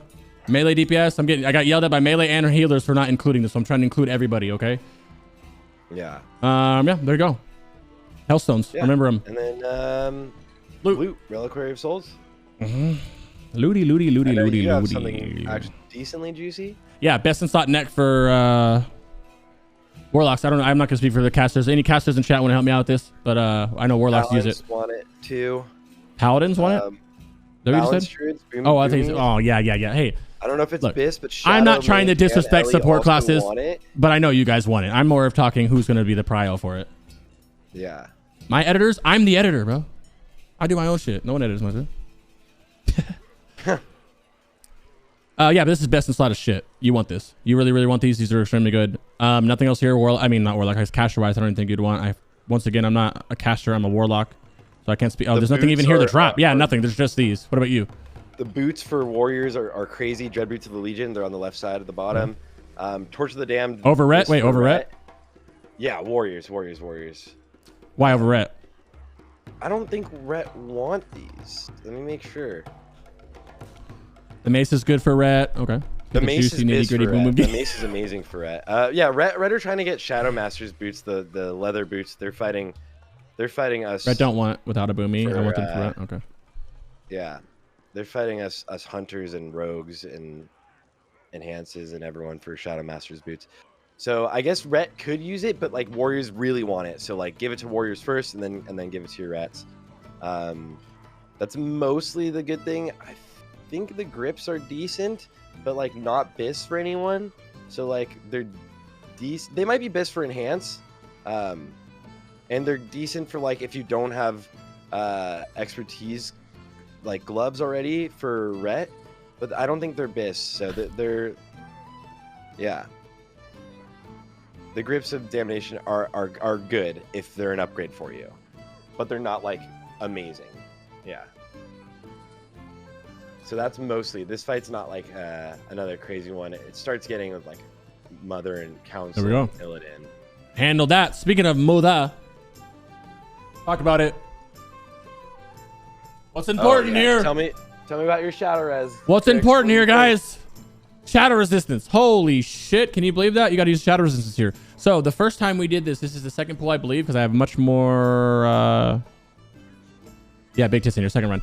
291. Yes, so I made a video about this, and I was shown something else about how shadow res. I don't know if that's true how it works, but I think it is because people were talking about how shadow res works. So I'm just gonna pull my video and go straight to my comment on it. I made a shadow res video, which I'll link for anybody who wants it in the comments below. So what I said was, what I think you should need to do shadow res is you need shadow res. Now we're not going to be able to have these. If you're talking about prog week, we're not going to be, we have soul guard. I can show up a little, I can put up a 70s of what I was wearing for those that are curious what I was wearing at this exact moment. He wasn't wearing, I assume, anything much different besides shit that fits his character, right? You just weren't wearing cloth as a hunter. How much res were you wearing? Me? I wore 0. Oh, you wore 0? How would it I feel? wore You were 0 fine? Shadow Res. You're and fine? I took 246 DPS throughout the entire fight. So RNG, yeah. Don't wear 0, by the way. Not you. You can do whatever. Yeah. People watching guys, this, don't wear I 0. suggest you wear 0. Anybody who's telling you to wear 0, tell them to fuck off. Yeah, you can do that if you want to. It's RNG. It's just straight RNG. There's just people hunting down RNG. You're not going in. My job is not to tell you guys to go in this with RNG. This is what I was wearing, by the way. I think pretty much exactly. I was wearing 243. This is what I intend to wear, I think. Nah, I'll probably go a little. Yeah, this is what I'm going to wear. Opening for Mother. I'll put more on because I'm Warlock tanking. Illidan, I'll cap for just in case, but this is more or less what I'm wearing. You want to wear Shadow Res, right? You don't get Soul Guard, so in the meantime, for Prog, you already get a shit ton of Shadow Res already, right? From your head enchant, from your cloak enchant, from the flask, chromatic wonder, from your fucking shadow protection potions, from everything else that you get, and your neck as well. You only need to get like 2 or 3 pieces of green Shadow Res somewhere. I would get like literally 2 or 3, right? I don't know what you think of that, Sarthe, but I personally have like 8 pieces. I'm not gonna wear them all, but you need to look. You got a cloak, which is easy to get. You got the neck, no matter what. For a head slot, you can also just get a different head slot and put a different meta that'll help you out and be able to shadow enchant it. You can get shadow enchant on the. You can do everything. You can get shadow armor kits for your chest, pants, and legs? Question mark. I'm not sure the third one is. You know what I mean? Ethereum keys for random. Yeah, there's a whole. I will link the thing. That video has a bunch of different ways of SR gear that you can get as well. More importantly, in that video is what I want to talk about. So I think I said 230 unbuffed. You get 70 from shadow prop. That's what I think. That's what I think people should go, just to be safe. When I said that, someone brought this to my attention in my comment, so I will read it. About breakpoints. Yep. There's shadow. I didn't know this before I made the video. Breakpoints are real. Yes, average mitigated damage is linear. Blah blah blah blah blah. Average. Dude, is there like a TLDR for this or what? Additionally, pretty much TLDR. You only need 174 unbuffed to mitigate 50% of the damage, and every little bit of damage, every little bit going from there to there, like going from 244 to cap only is an additional 18.65, meaning you barely get any fucking. You don't get a lot of extra res from stacking res. What damage reduction from stacking res? Yeah. The thing is, you do get more though. That's why I know. I see this right here. But I'm still going to go way more than this. I don't care. Why? Because I'm going to. On the log, you had by far the most shadow res. You took 31 damage per second. This fight. 31. Yeah, but no, it's RNG. That doesn't matter. You're not wearing. No, you're not wearing shadow res for beams. That's what's hitting me. You're wearing shadow res for fatal attraction. If I got fatal attraction, the first time I did this, I wore 130 res, and I died. I died the one time I got it. You didn't get it. You didn't get fatal attraction. No, the second time when you have no res. And but I also had rocket boots and a pot already ready to go. Which talk on that too. You can touch on that too if you want to, because that's another thing you can do to help. So Fusion went and is the only guild that cleared it outside of us, right? And they went and cleared it before us, and they limit tested with 150, which wouldn't really make much sense because it's right below the 174 like debuff limit, right? Or like the threshold. So it'd be really easy to not do that. Just get the extra 14. But or 24. But it's really easy to use rocket boots, goblin rocket boots, because the fatal attraction is the damage that you take. It's the big thing that hurts you. And what it really does is it makes the first tick does like 1,000, then 1,500, or maybe it's 1,500, then 2,500, and then 3,500. And it's just like every second you take quite a bit of damage, and it's really fast until you spread out from the 2 people that also got teleported with you. If you use goblin rocket boots and run all in different directions, it instantly breaks. You only take like 1, maybe 2 ticks, which would be 5,000 damage. So that saves you on 1 fatal attraction. That saves you on 1 fatal attraction. Really easy right there. The next one, you can use dual crafting necks as well as a shadow protection potion, which means you have to save your pot CD, and you probably would save your health stone CD also. So that will save you on another one. Here's a fatal attraction looks like if you don't want to know what it looks like. That's if you're not using as much shadow res. It's also still useful to do that if you're using a ton of shadow res, but you can see you take quite a bit of damage, and it takes a while to break if you guys don't all run like in a predetermined kind of direction. Like someone runs kind of with you instead of seeing the way you're running and instantly running away. Yeah. Yep. As for fatal attraction is the whole point of this fight. That's like the hardest part of this fight is that, but outside of that is some other things that he does, obviously, like the beams. The beams are the main beam. Okay, first off, there's the interrupting shriek, which is a shadow command that interrupts all enemies within 18 yards. Nobody caster wise. That's why you'll see her fighting here.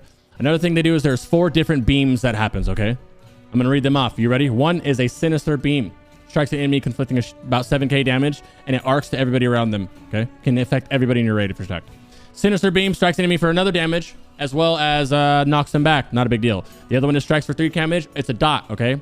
And the other one is the one that knocks you in the fucking air. That's the most annoying one in the world. That's why you see us standing here. You see everybody kind of clumped up under this fish. If you stand here, you can't see because we're not in there to show you. But if anybody was to jump right now, there's like this fish statue stopping them from jumping. And then I am standing underneath this like lantern thing right here. You can do this one. You can do this one. The hands. You can stand under pretty much everything. The reason is you'll see it at some point is I get knocked back. You get knocked. There's just knockbacks. The knockbacks is knocked in the air. I'm sorry. And then straight up in the air, like high as shit. You won't die if you fall, but it's like 40% of your damage if you hit the ground. So if you stand under these things like this, the fish is the best part. I'm annoyed as an orc getting under the fish, so I like to use this thing. I think the worst part of the knockup, in my opinion, is the downtime. Like you're not DPSing during that. You like that part sucks. Like the damage is healable, I think, for the most part, right? For the most part, you take 40% of your max HP because fall damage is like percentage based, right? But like if you're just I don't know if it's 40%, by the way. I just threw a number out. You can't be pumping the boss during that time when you're knocked up in the air. Although Fusion again did this. They did this limit testing, and I took a lot of talked with a couple of them about it all. They also just fought the boss right where the boss stands, because it takes like about 6 seconds for the boss to run from where it usually stands to where we are tanking it. And they did that so that they could run less shadow res, because the longer the fight is, the more fatal attractions you get. So basically the plan was to kill her faster so you get less fatal attractions. This would only be in a situation where your guild is doing like top 50 guild in the world type of DPS, right? Like where you're like just going in and straight burning the boss faster. In most situations, you're not really worrying about that, but you can see like on the side, me like right behind my head, I'm not using shadow res gear, and so I'm able to do about 500 to 600 DPS more than the next person who's wearing some shadow res gear. Perfect. That was kind of going for to see how much damage I would take, and I really wanted to get fatal attraction just to make sure that you can just get away without using any shadow res with just rocket boots. So hopefully they give us the PTR again to be able to confirm that. Yeah, we don't really need to pull up here. I mentioned it. You can fight him over here too, because she doesn't pull until you're over there, because you can stand underneath oh shit, damn it, you can stand under its lanterns over there and fight over the two. I think he just pulled over here out of habit of being you know what I mean? Yeah, I think it's and the fish is really nice, honestly. The fish is nice. Like once you're fighting the boss, there's no downtime, right? Like you don't get knocked up. Like the knockup literally doesn't move you, so it doesn't even interrupt your abilities. Yep. The fish is better than where I am. I was pretty much testing the lantern out pretty much. I think one thing that people don't ever talk about with this fight, which is crazy, is this. There's these ores that go out right here. You'll see them. It changes every time. And if you see it, when I hover over it, it tells you when it switches. It goes by the elements. And it always counteracts each element. So this is called Holy. So it's a prismatic order Holy, which means it does 20... Read it. Holy damage done reduced by 25%, but your shadow is increased by 25%. You also have Frost, Fire. You have all, you have the typical stuff. Pay attention to that. I'm sure weak ores will be made at some point. I don't do all that, but I just look at it like this. Remember your icon if you need to. It's very important because in certain, if I'm speaking of Warlock, if I need to tap, I'm not going to tap during this one. I'm going to tap during the one that has shadow down. Or if I got a 2-piece proc at the same time and I can run a fire incinerate when fire's up and shadow, you can do a lot of that shit. So pay attention to this. 25% is quite a bit. Yeah, keep an eye out for a weak aura. I would highly anticipate that's. I didn't see if it was worked into the Thames weak aura, but I would guess it was not. Oh, okay. Unless he did it recently. I was talking about it. Yeah, I would guess like weak auras are gonna tell you like what the aura is because it's gonna just be like just in your face and you're like, oh shit. Yeah, now I think can like pump. BWO or some shit like those. I remember those like big ass things in BWO that had invuln phases. Yeah. Yeah. So you'll be able to pump like everyone's gonna do crazy amount of DPS though. Yeah. Warlock's Shadow Word. I use Shadow Word on cooldown. So at all Shadow Word coil stuff like that. What else are we missing here? I feel like we're missing something. Yeah, if you get fatal attraction, you just run. You just literally run opposite directions. Imagine a triangle and you're trying to run away from each of those triangles to break it, and that's it. Yeah, and if someone seems like they're running the same direction as you, just turn around. Like as fast as you can, make the choice to swap it up. Like every second of more damage you take is a lot more damage. Like even with Shadow Res, it's a lot more damage.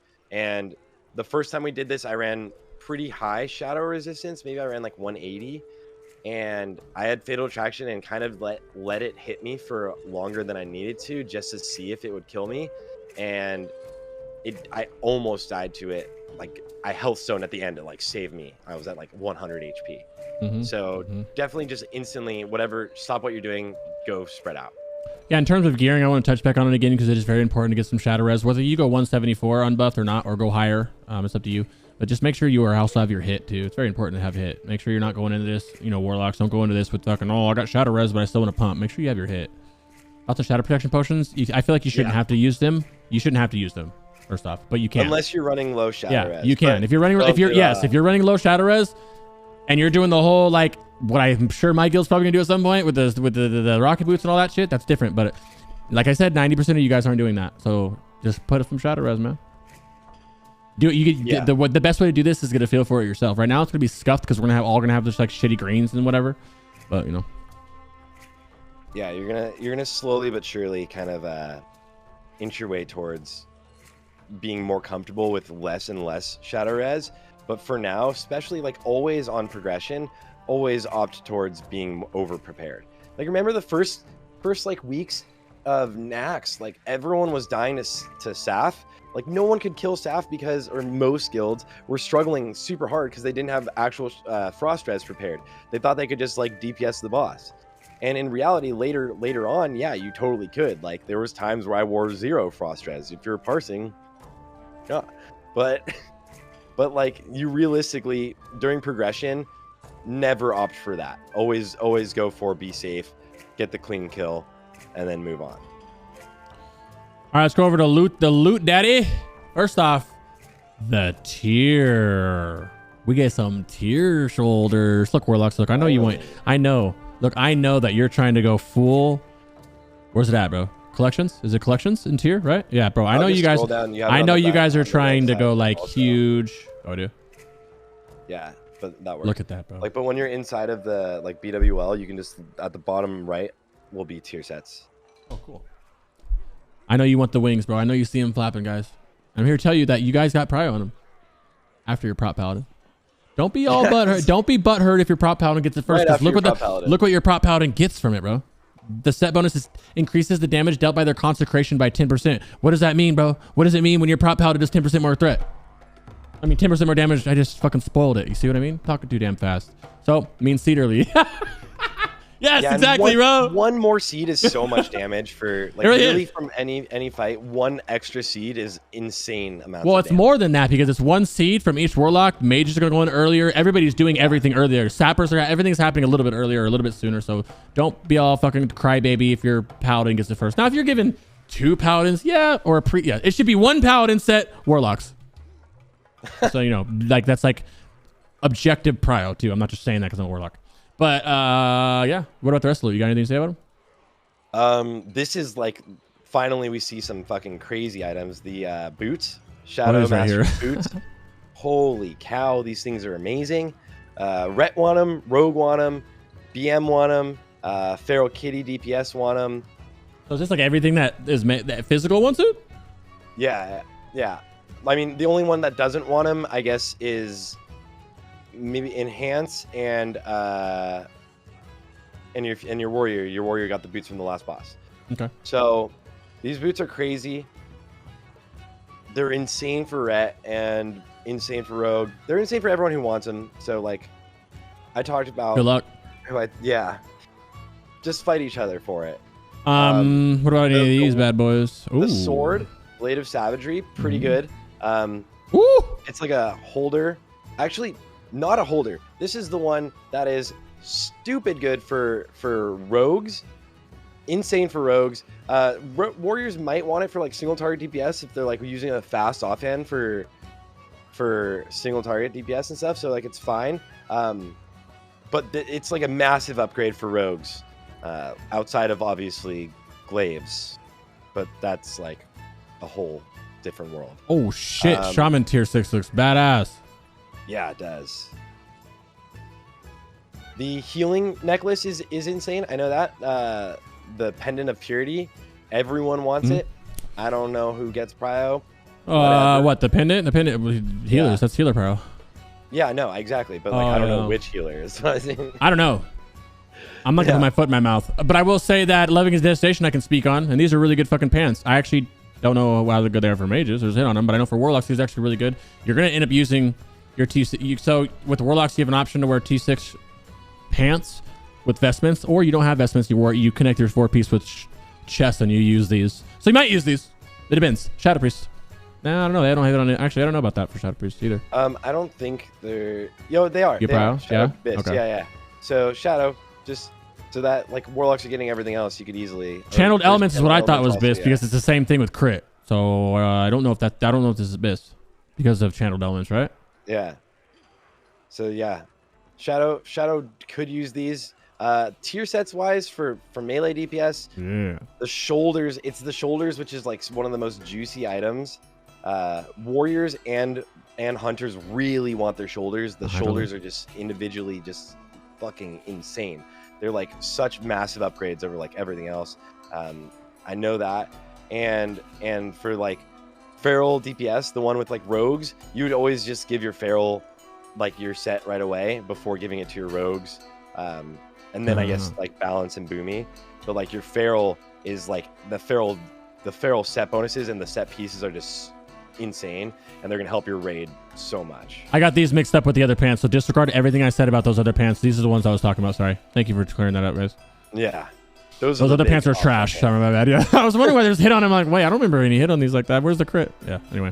The other pants are like if you need them, I guess. Is that it on this, mother? Yeah. Yep. Yeah, ask questions. If you guys have any questions, do not be afraid to ask, guys. Yeah. What do you think, man? This fight was so fun. I love this fight, and I think this fight is super fun. I think it's gonna make people wipe.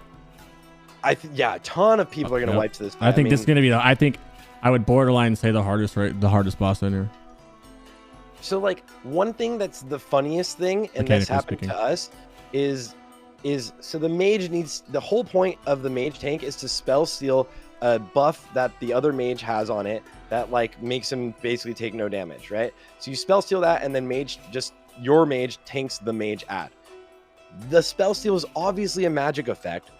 So if you're misdirecting to your mage tank and you pull with Arcane Shot, which literally dispels magic effects, you're going to wipe the raid. And I think that's going to happen so often. people like literally entire raids are gonna wipe at least once, all the time. Where if your like misdirect puller is gonna go in and pull with arcane shot, and it's like, ooh. So this is a council fight, right? Obviously, you have a mage tank, like he said. Mage doesn't need any AR or nothing. He just does spells, steals, and blasts. Like, kind of like hiking. I don't know if there's any difference. A mage in here would know the difference. Can definitely speak up on that. Would be cool. You guys are taking this guy. Exactly Your prio this whole time is to fight the main guy, which is the paladin. These are classes. One's a paladin, one's a priest, one's a rogue, one's a mage, and they act just like they do, right? Paladin's gonna get tanked over here by your guy. Your guys are gonna just tank him around over here, kind of like in a big circle. You guys are gonna avoid him, and guess what else you're gonna avoid? Fire. There's fire everywhere. Mainly flame strikes and blizzards. The flame strike didn't do that much damage. Yeah, that was a flame strike. That would consecrate. Oh, are you saying that he consecrates? Yeah. There's 3 things to watch out for on the ground. Yeah. Okay. So I didn't know that he consecrates. So yeah, he consecrates as well. I was talking about flame strike because of the range perspective. Dodge. Yeah. The flame strike doesn't do that much damage. But the blizzard fucks hard. The blizzard was doing a lot of damage. I don't know if do you know how much damage that Conky was doing? Enough that you wanted to get out of it. Yeah. All of the mechanics here were like, it's one of those. There's a fuck ton. Yeah. One of the things you're gonna hear a lot about is you cannot stack. You have to be spread out so much, because if that's how you get to. If you guys are all standing here, that conk's gonna hurt you. That everything's gonna hurt you. The blizzard's gonna hurt you. Whatever it is. This is a rogue ad. He just kind of does some rogue shit and then vanishes and comes back and fucks you up. All these guys have split health, which means if you're lucky enough to be able to do damage at all, it'll split. Shared health pool, which is good, but it's kind of hard. As a warlock, I've tried to do a bunch of the dotting, and that's what makes it fun. This is a target for everybody. Everybody's killing this target. This bitch is the priest doing all the bubbles and the bops and the dispels and everything like that. She's annoying. Each one has their own little thing, and then you just gotta nuke them down and avoid the mechanics until you're done with it. Yeah, consecrate hits for 2.5k a tick. But it hits pretty fast. Blizzard hits for 4.2k a tick, and Flame Strike 4.1. Yep. And then is that still up? Yep. I don't know. It's not okay. Never mind. Where is it? It's a lot of damage. You just need to dodge. It's a lot of damage if you don't dodge things. Yep. We can go over the abilities. The Paladin, like you said, has going to him. Gathios the Shatterer is this dude's name. All right. It's the main target, like I said. He has a hammer. He's the Paladin. He has a hammer of justice, consecrate, seal of command, seal of blood, judgment, blessing of warding, blessing of protection, which is the annoying part because he'll bop whatever. Devotion, or nothing that you pretty much need to worry about besides pumping. Besides chromatic resistance aura, which increases all of these targets magic by 250, and it sucks because it makes it not a good caster fight for 30 seconds too, right? So it lasts quite a while. It's kind of annoying. The priest ad, Lady Melanda is a priest. Empowered smite, divine wrath, reflective shield, circle of healing. Nothing really can do. Reflective shield is literally it's a reflective shield. Like, stop casting until you see it gone. You can see if your name it's 20 seconds long, just stop casting on it. You shouldn't really be doing damage to Rania, but you can. Like, warlocks will pad it, maybe. You can get some, whoever's not on Doom can Doom this person. You know what I mean? You can cheese it a little bit. The mage has, mage abilities. He'll Arcane Blast, Flame Strike, Blizzard, Dampen, Arcane Explosion. And then, what's the other one? The Rogue only does Deadly Poison and Venom, and he vanishes. Okay, that's all you really need. You need 1 tank for the main paladin. You need 2 off tanks for the other 2, and then you need a mage tank for the other one. Like I said, 12, 13 damage dealers. Would you say you run an extra healer here? I would almost say 7. I would almost say 7 to be. If you're, unless you're like a big, if you're a big pumper fucking top guild, you're probably not even watching this. And if you are, you guys have your own shit? You're on a different level. You get it. But the people who are watching this, this is one of those fights where I would borderline say run 7. There's a lot of if you struggle, this is not like this fight's not a DPS race by any means, right? So like if your guild struggles here, just run 1 more healer. There's a lot of raid damage that goes out. Like if you're in a min-maxy guild, what you're gonna end up doing is a lot of stacking and cleaving because of the shared health pool. So like that's gonna be eventually more so of the meta. Even in our run, a lot of the damage from the warriors was from cleave. So, but like literally, as long as you can live, you could do this fight just slow and steady. And that's the only thing that matters for progression, is like just chill. So maybe run an extra healer and just avoid mechanics. Keep your tanks alive.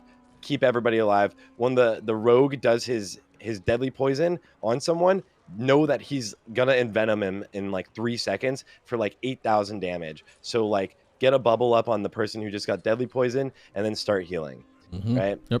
So like this is definitely, for matters of progression, a healing fight. Yep. Literally. Yep. You don't have to misdirect. Yep. Exactly. Don't misdirect them because the arcane buffs. The mage gets buffed with handed protection. Stack him up with hots. Put him over here. Power word shield him. Let him initiate the combat. Just like you would hiking Mulgar. Nothing changes. Paladin, you're going to grab this dude immediately. Get misdirected to him. Pull him over here. Well, you don't have to pull him over. This is where I put him. This guy kind of fucks off and does his own thing. Get him off tank. Get him off tank. You guys are good to go. You need the DPS need to be. You have some kind of interrupt rotation. Rogues work very good again. The same rogue. If you have the same rogue with the glove bonus, PvP glove, because you need to interrupt this cast. Circle of healing is a 2.5 second cast or something, and it's like 100k healing. It's like you literally have that's your job. The important thing, your job is right? Yes. Keep Curse of Tongues up on it and kick it. You have so many people who can kick this. It should not be able to get off because if it was, like I said, it's a 100k heal on a 20-second cooldown. So you should be able to get this every single time. I'm looking at my notes to see if there's anything else that we need. I'm not. I think you can bop the deadly poison if someone's gonna die from that. But like, no, we cannot. It be shouldn't removed. take off the deadly poison itself because it's a poison. But it should. I would think it could stop the ad from being able to cast Envenom on you, but I'm not 100% sure on that. Ooh, that's a good point. Well, I don't think you can bop the deadly poison off you. No, it wouldn't take the poison off, but it might be able to stop him from being able to cast Envenom. Okay, nice. Makes sense. I'm not 100% sure though. Let's see. Definitely something to try. Healers, make sure you got big heals on the main tank, another heals on the other one. The rest are spread around because there's a whole lot of AoE abilities. Good circle of healing fight, by the way. Very, very, very good circle of healing fight. Just kick shit and watch out for. I mean, there's not much to say. It's hectic. Oh, I guess we can watch the VOD of it. Yeah, it's hectic, but it's like it's you just dodge stuff and pump. Make sure you just, as long as you have the interrupt rotation, it's not that hectic, right? Interruption has to go off, and you just dodge stuff and pump. Yeah, and like for most caster very DPS, good. For most like DPS, your entire job is literally just that. Yeah, it's legitimately just, oh, can I dodge this? Fine. Is there something on the ground? Move out of it, and then just use your DPS. And Venom usually is the physical damage. The only thing that would do is maybe drop your threat off the table for a second. Okay, thank you, my bud. Appreciate that.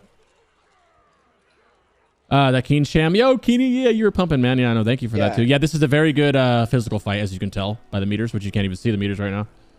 And you can see like we have two mobs stacked right now. I mean, one has the bop on it right now, but like that's like really juice for DPS. Like, yeah, we can see me, Lottie, and Psycho are at like 3k DPS right now. Yep, you see right now.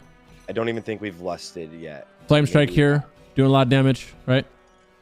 Tongues up on her at all times, which is me. So I'm glad you mentioned to say that because it's very important that you do that. Keep tongues up. You guys are just full pumping this. If you were like an Affliction Warlock, they are shared health pool, like I said. You can sit there and dot up everything if you want to be cheesy about it. Just be really careful. Don't pull aggro because the mage isn't like super pumping over here in the beginning, so be careful there. Yeah, and if you're running a super, that's a good point. If you're running a super heavy caster composition, the like 200 resist of all spells or magic schools is a 30-yard range for that aura. 250, yeah. So then you could have the casters ranged from the actual paladin mob, and just whenever that happens, switch DPSing which one you're attacking. That would definitely work, especially for if we see like heavy warlock compositions that some guilds might end up running. So that's a really solid, and it'd be great for yourself if you're like min-maxing and DPSing as a warlock or any sort of caster, and just be like, oh, this mob has a debuff now that I can't even like really hurt it. Let's swap. I feel I'm forgetting something. I don't know what. I don't know. I'll come back to me probably. We can go loot. Honestly, it was a pretty easy fight as long as your mage does the spell sealing like that, and you get the interrupts off like that. Like other than that, it's like dodge, like move out of things. You can see like in the background there was a blizzard. There's a consecrate right there below you, and there's a blizzard on your right. There's like there's a lot of three things, three different. Damn, I thought that was a fucking flame strike this whole time. Wasn't even a flame strike. It's just a consecrate. Same shit. Yeah, there's three different AoE effects that go out in this fight that you have to like just dodge, right? So like that's pretty much what this fight is. It's dodging things, but this fight is gonna be so juiced for warriors. As you can see, like this is gonna be like the meta for sure is stacking things that literally, if you're cleaving and hitting two of these mobs at once, obviously you're doing like double the damage. They have a shared health pool. That's the fastest way to do more damage. I think it's gonna be like who can cleave the most here. 4 horsemen, yeah. In Nax, we used to cleave 4 horsemen, and it like absolutely like massively makes the fight shorter. It's gonna be a fun. I like this fight a lot. It's pretty fun. It's very boring if you're just Shadow Bolt spamming because it's magic reduction and stuff. But I can see a lot of classes having a lot of fun with this. It's a good Shadow Priest fight. You know what I mean? Be careful. Also, we didn't say it, but the mage add AEs, Arcane Explosions, for 9 to 10k. So make sure that you don't stand in melee range of it. You never should, but I died to that. That's how I know. Live by my mistakes, gentlemen. Council. Let's talk about the. We don't need to talk about tier. We already talked about the tier. Nothing changes. So not that much loot from this guy. I think there's a shitty trinket in here you might want. I think you want to talk about it for a little bit. Do I want to talk about it? This fucking trinket. First of all, no, you can talk about the cloak. The cloak is best in slot for warlocks, not the healing cloak. Yeah. Shocker. This cloak. Yeah, the healing cloak. Yep. The healing haze cloak. This one. Healers, bro. It goes through the healers. Shut up about it, warlocks. I'm so tired of hearing you already complain about it. Warlocks are already complaining about not getting this, and it's not even out yet. Shut up. It's not even this, bro. Take this and be quiet. Anyway, go ahead. Yep, that's all I had to say. Okay, cool. The helm of the Illidari Shatter, really good. DPS warriors can use it for sure. And then obviously the trinket, Madness the Betrayer. We don't know how good it is. I've definitely talked about it quite a bit. This thing is absolutely unreal. It has no internal cooldown, so it could proc while it's already procced, and it can just be, oh my god, blasting up all the time. From the one log, we only have one log of it because I didn't win it, so I couldn't go and test it. From the one log of it during 2 separate 1-minute fights, it had a 46% uptime and a 29% uptime, which is in-game best for you.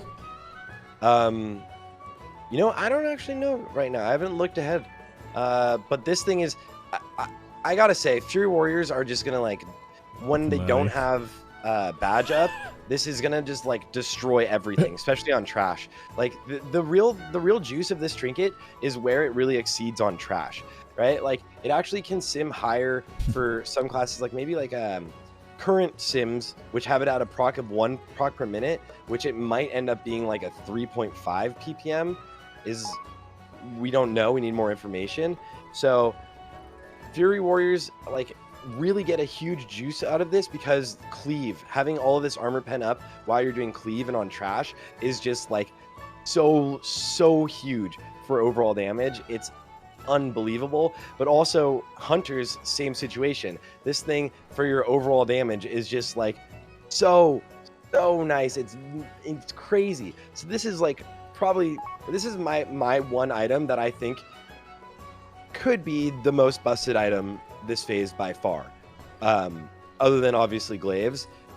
If this proc rate is anywhere similar to what I saw or we saw in those fights, then holy cow, this thing is unreal. And every physical DPS, fight over it.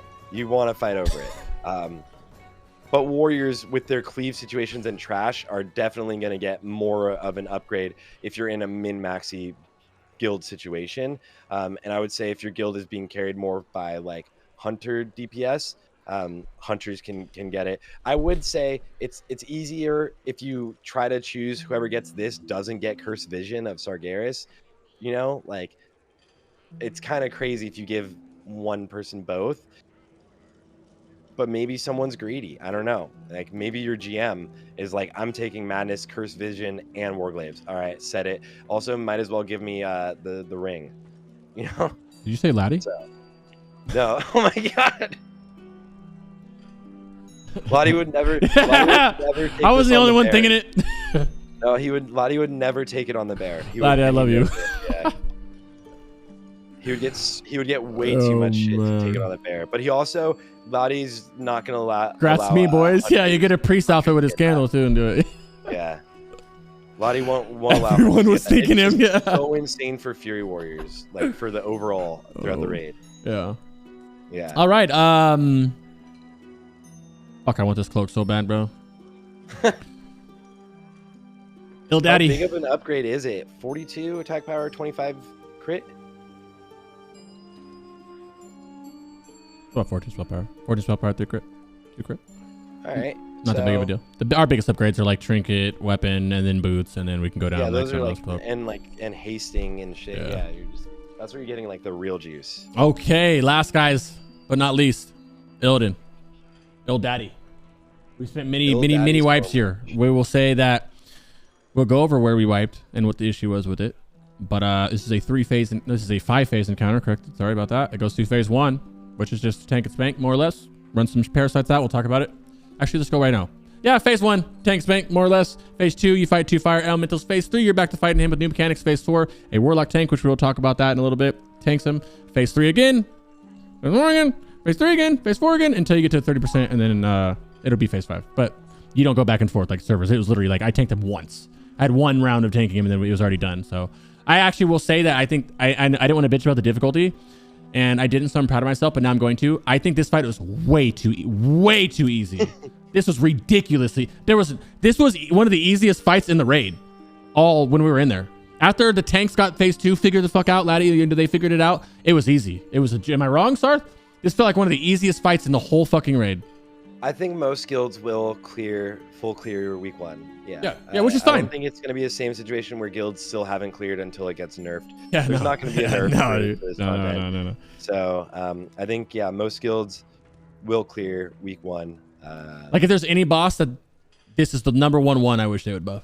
It's just a slight one, just anything, do anything, make something. It's everything. There's no danger on this fight. I mean, I guess there was danger, to but be the hardest fight. Like it's not. Mechanics wise, there's a lot more to do than like Archimond even, and like Archimond even, and but it's definitely once people figure it out and have it clean, they're gonna destroy it. Yeah. I enjoyed the fight, although this is definitely the fight that if you're a hunter, your pet during phase 2, it's like either try to like see if you could send it in, but like let's be realistic, your pet's gonna die if you attack, most likely. The hardest boss in this phase, I'd probably say Council. Mechanically speaking, if you're talking about in terms of like damage wise, like how like KT and Vaj were, nothing is close to that. That had bugs and RNG into that. There's nothing really RNG bug based right now, unless we don't know, right? There's a lot of bugs from the second time. I would probably say the difference from T6 and T5 is mechanically speaking, there's more mechanics on all the bosses, a lot of the bosses at least. So if you're in one of those guilds who have trouble pressing cubes, you're kind of fucked. You got to get your shit together. But if you're, like 70% of the other guilds, you'll be fine. You might wipe a couple times on some bosses, but it's not going to be one of those things where you guys are sitting here a month in and you haven't cleared the bosses. Yeah, you guys be okay. I think everyone's gonna clear through it. I don't think anything is gonna be necessarily super hard for most guilds. I think most guilds are gonna be able to slap through, even without like any like PTR practice or anything. Just watching guides. Crix is putting out individual guides for every boss. Literally, just watching that you guys should be able to kill. It takes me like 2 days to do one video. I'm putting so much fucking effort into these, dude, to make sure I don't miss like. People like I learned from my old guys are fucking old or private servers shit. They're shitty quality. But then when I made the T5 ones, I'm looking at what people complain about. Like, oh, you talk fast. So now I script my videos. You didn't talk about healers or melee. So now I specifically go out of my way with post-it notes to talk about fucking healers and tanks and everybody, not just me and a caster. So I'm having a lot of fun with them actually. Yeah, fuck yeah. So I'll be doing one today or tonight probably. But phase 1. What talk about? Nothing. Guess what you guys get to do? Phase 1, it's super chill. He does a ton of damage to the tank, and I don't know if the shear was working the way it did on private servers, because I think that reduces his HP on private servers by like 60% or something. Yep, reduce the maximum HP of the target by 60%. Can be blocked with a shield. You get shield blocked. That's why you have a warrior tank doing it. Oh, see? You don't have to have a warrior tank do it, by the way, but I mean, we typically do. That may be because like my raid leaders are all warriors, but it typically makes it kind of easy. You know what I mean?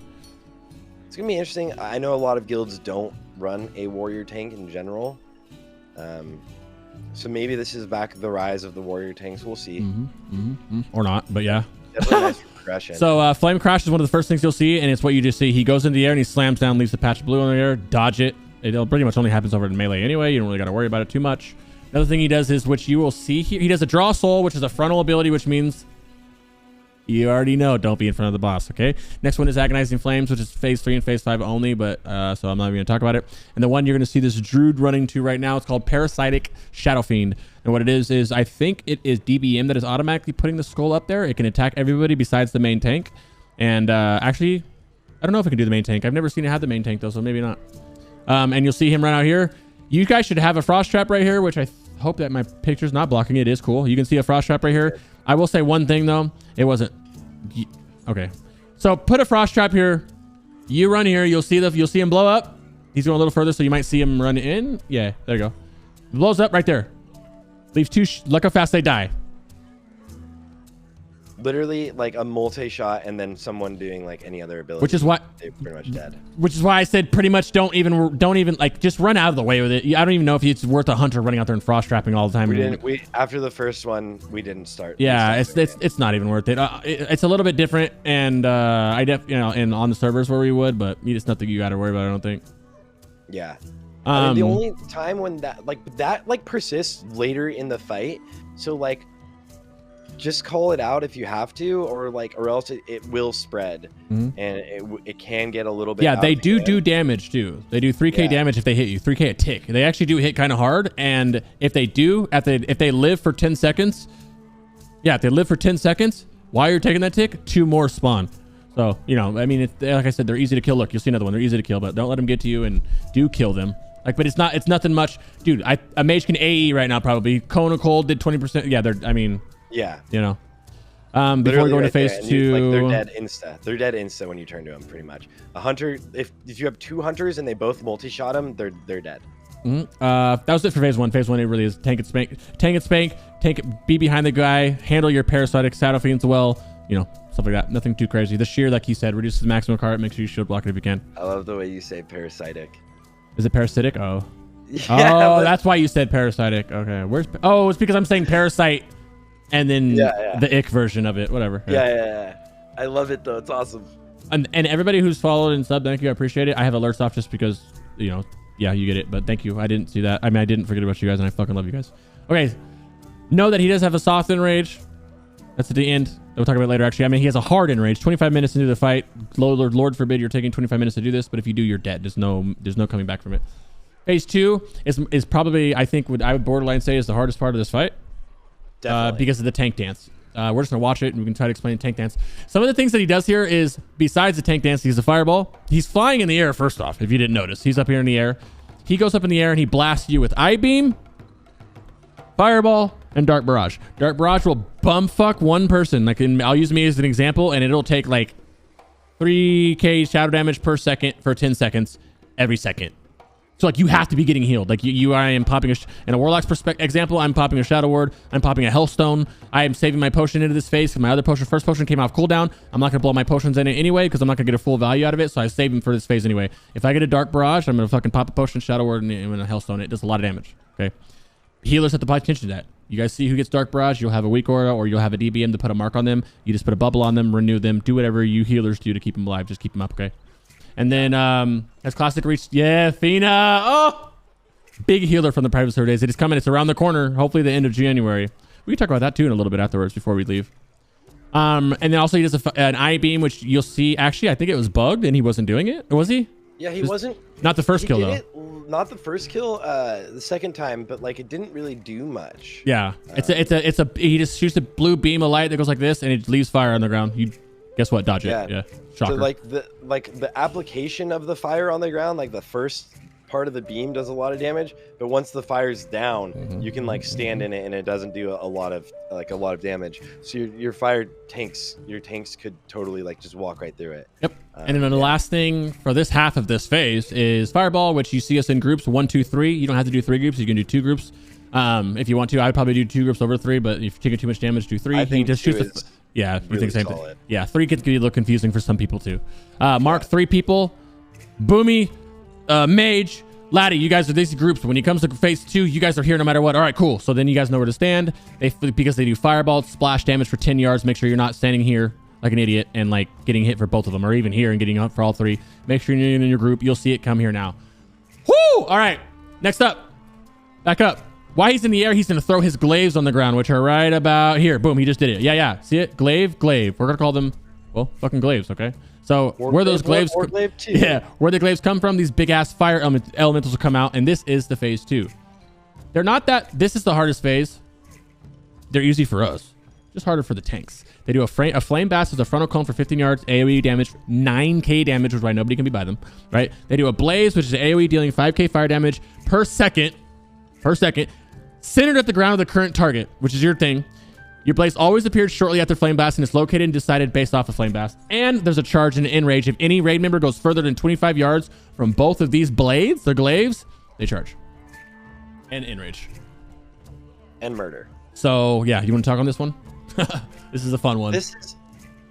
I think this entire phase, this is going to be the hardest phase for a lot of guilds, purely because of the tanking. If you can tank it, keep your tanks alive, and be in position, like, then you're going to be fine. But if you get like too far away from the glaives itself, they're going to enrage, go crazy. If you get too far away from the mobs themselves, they're going to enrage, go crazy.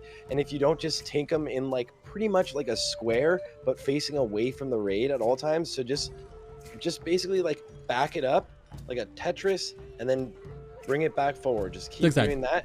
If you can do that, it's so easy. But like trying to explain it to people, it took a few tries for people to understand it. If you can think of it as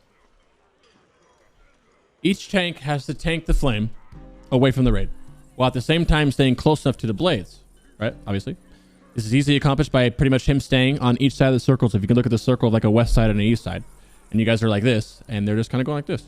You know what I mean? All you gotta do. I mean, but you gotta do that while actual, like he said, the Tetris look, where you're kind of, I know you can't see my fingers. I don't even know why I'm still doing it, but I'm trying to help you imagine. You know what I mean? Maybe I can pull up actually pull up one of these and do it. Boom. Like, one. Worry, I got this. You see these fingers? Boom. One. Uh. And someone correct me on this. You have one here and one here, and you guys are going like this. Why the other one's going like this, bro? But not getting too far. And when you get to the frames, guess what? Go out a little bit and go back this way, while the other one goes out a little bit and goes back this way. See? Okay, go back. Boom. That's it. That's all. Right? And you can even kite them the same direction. Just I say that's all, but it's hard. Yeah, you can do the same direction. Just be careful. And I've never tanked this, so I can't even act like I know what I'm talking about in the tanking perspective of what fucks us up. But I have seen this fucked up on and every single guild I've ever been in on Black Temple from fucking get carried on, bro. We're fucking this up in the second phase.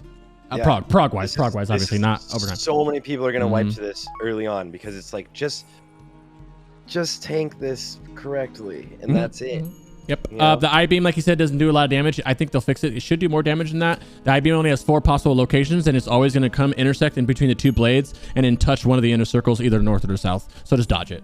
You literally just move it. It's really like an AoE, but it's like a 2-3 yard like strip of AoE. You know what I mean? So just dodge it. And it's wider. The beam, a lot of these damages in the whole raid, I guess, which we should touch on.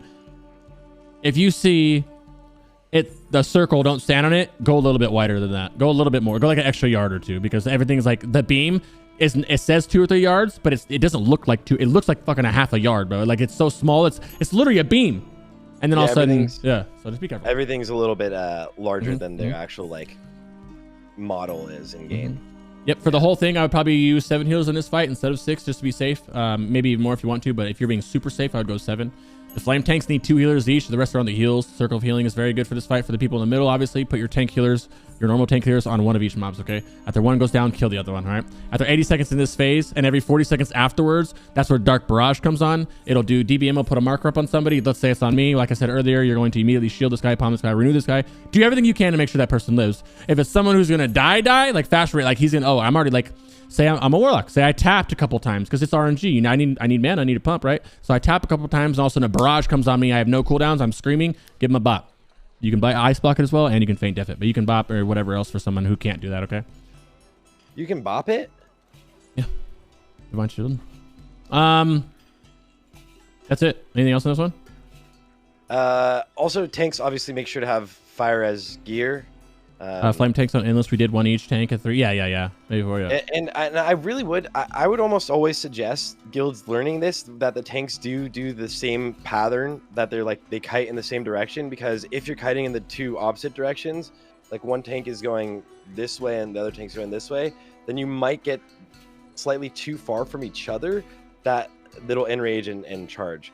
So like I would just always suggest it's just safe and there's no like downside to just always kiting in the same direction.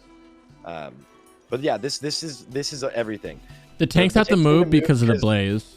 Sorry. Go ahead. Yeah, the blaze that the boss or the mobs do, the fire elementals leave a fire down on their target basically.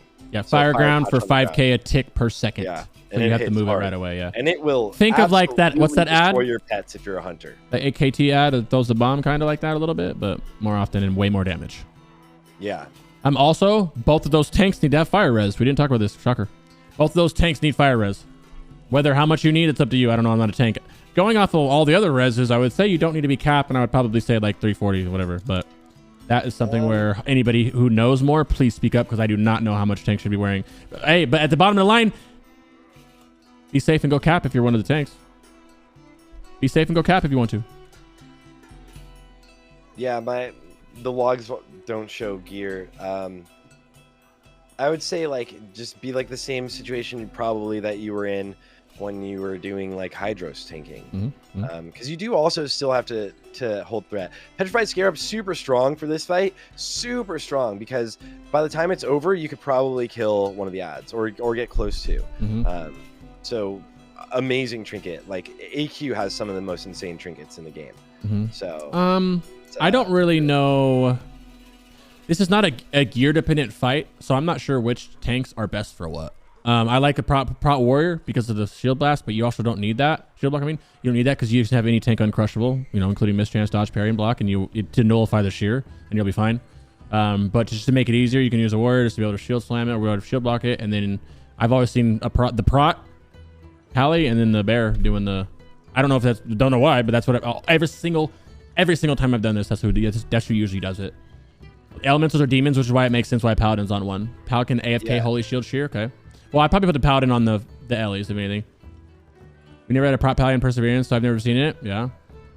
Yeah, I think I think anything can tank anything, but I think prop Pallies and prop warriors are what it seems like suggested to tank the main boss, and then just have your fire res set for tanking these adds, and don't pull aggro on the adds. It can totally screw up everything. Song is a banger. Yeah. All right. Face. Did we watch that whole phase? Oh, whoa. We didn't watch it.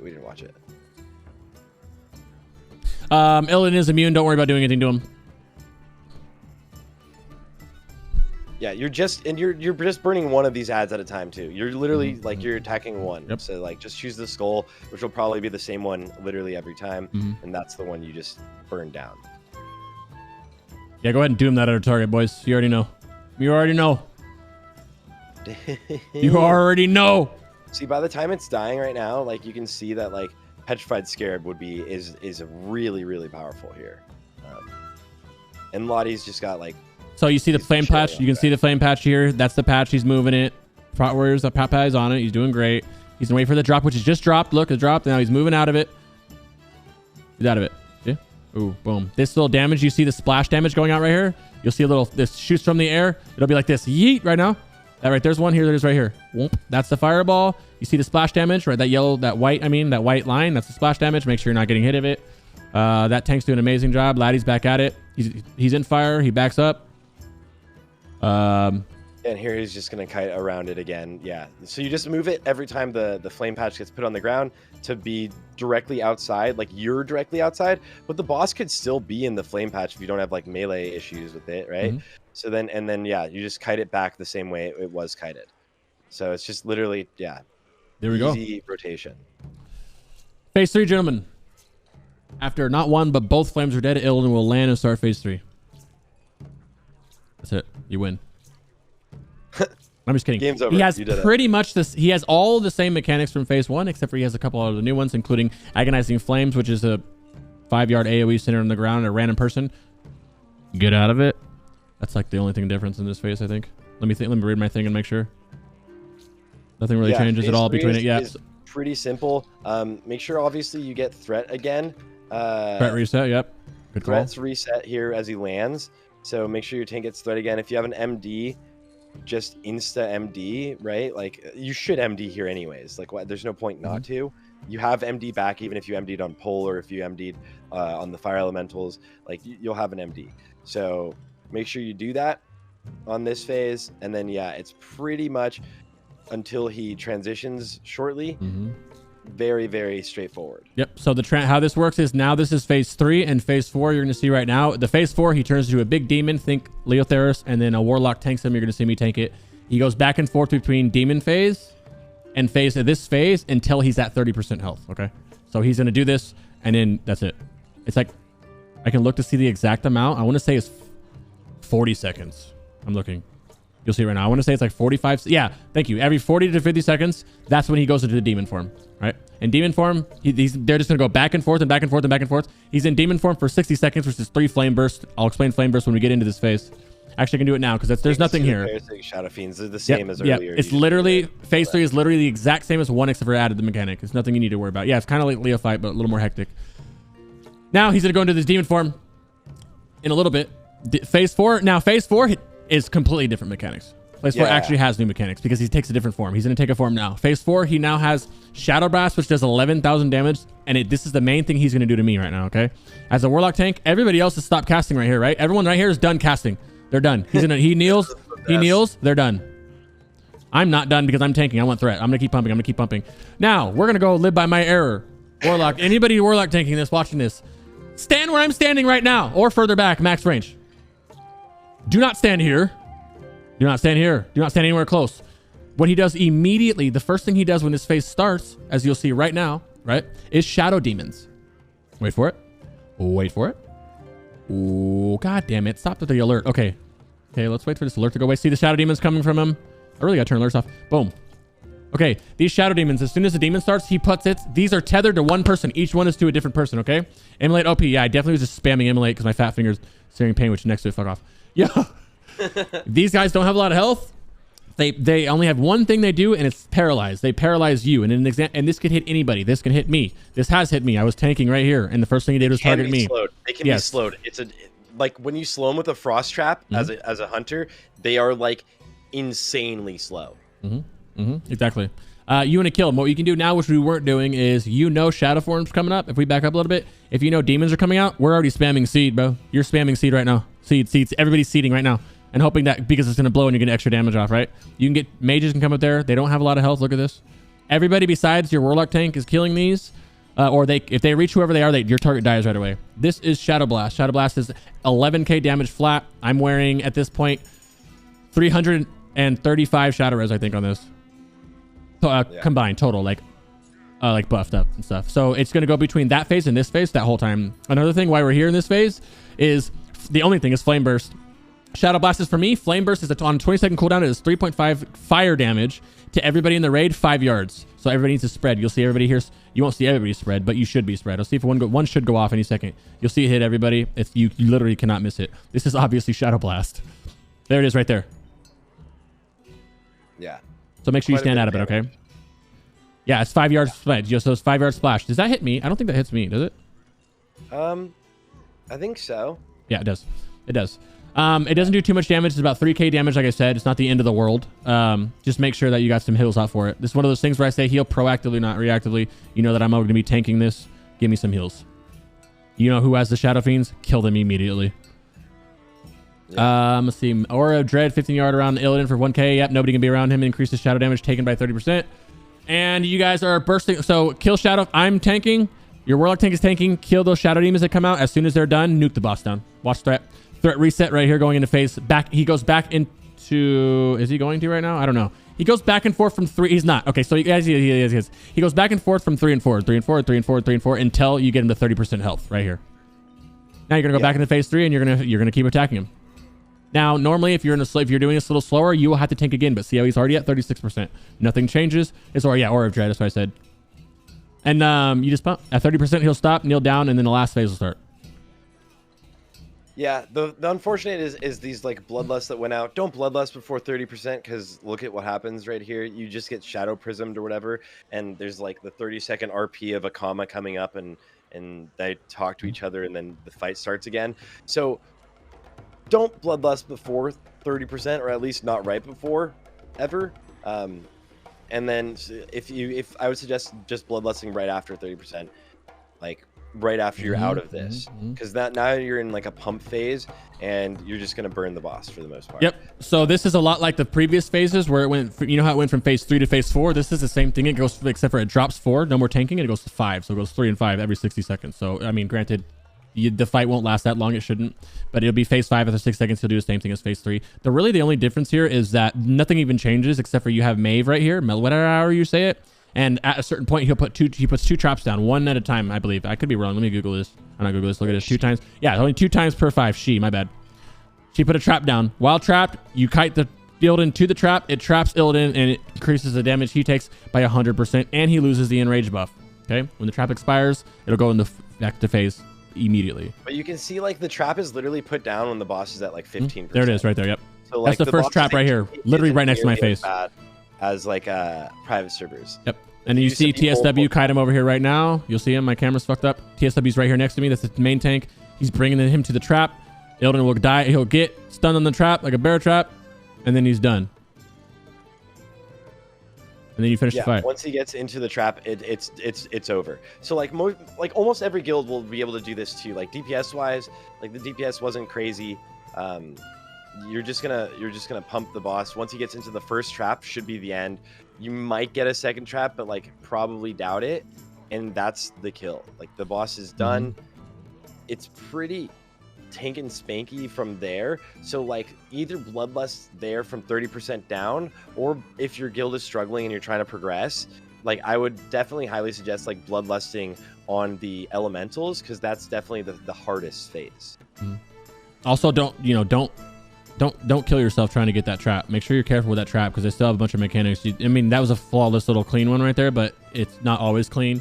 And you can have like, flames out and everything else out, and then you guys all frantically trying to run him to there and kind of hurt yourself a little bit. So just make sure you pay attention. Pray you get Shroud of the Highborn and Curse Vision. I actually won that Shroud of the Highborn, which is going to lead us to, I will link this VOD for anybody who wants it.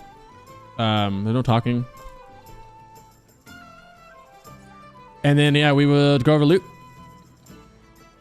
The good old loot, boys. All right. Let me start this. Strap in. Let's leave the glaive conversation for the last part of it, okay? We'll talk about the little shit. No, let's talk about the Shadow Highborn, okay? Look in here. There is arguments made to give this to DPS casters, because healers don't. The content's easy. You don't really need healers to be stacked up, right? I think that's a bad argument. I think rather than that, you'd actually drop a healer. If you're doing runs, drop a healer. Instead of 5 healers, go 4 healers, and you stack up your healers. I think this is a healing cloak. You should not give this to your warlocks first, and it's not even best in slot for warlocks, because this one is. So if your warlocks are telling you that the other one is, tell them you're lying. No, they probably just don't know. They see haste. People see haste and they go blind. Oh my god, so much haste! And they fucking black out. Like, that's like, I get it and it's cool, but like, don't be fucking greedy, bro. Cape is, it's BIS for all healers, right? Is this BIS for mages too? I wouldn't be fucking surprised. It's BIS for everybody, but no. It's haste, 100 probably. Yeah. Go ahead. This thing is gonna start fights. Melee trying to take, or DPS taking it over healers is gonna be. I don't think it's gonna start up too many fights if these people are watching all these loot. Every single person's loot power video says to not give this to casters, right? And if any raid leader who's halfway fucking raid leading, or they have, I'm not saying they're watching this, but they have somehow looked up this and they've heard me or you or anybody say, do not give this to the warlocks. I can't speak for the mages. I don't know anything about mages. I would assume, I don't know. I'm not going to put my foot in my mouth. I can only speak for warlocks. Yeah, that's what I thought. I just didn't want to say that. Yeah, what's up? We got Cal, the Illidari High Lord. Dude, this is like next level garbage. I'm just kidding. It's good, but we, as warlocks, we want 4 set. So I don't know about other casters. I know this probably looks like it'd be good for everybody else, but as a warlock, you want your 4 set, so you wouldn't use it. Mages don't need haste, so they hit 1 CD already. Mages become GCD cap too quickly. They don't really want haste, so they probably do want that crit then, yeah? What healing are you talking about throwing to casters? No, we're not. No, I'm saying don't throw it to casters. that's like arguably BIS for casters. So in the community now, that's the holy priest right now in chat. So she'll fucking tilt right now. But that they're trying to take this. But don't worry. If it's up to us, we won't let it happen, Fina. Don't trip. Cal's just a kind of off piece. You can give it to maybe your support classes. It's not really that good for us.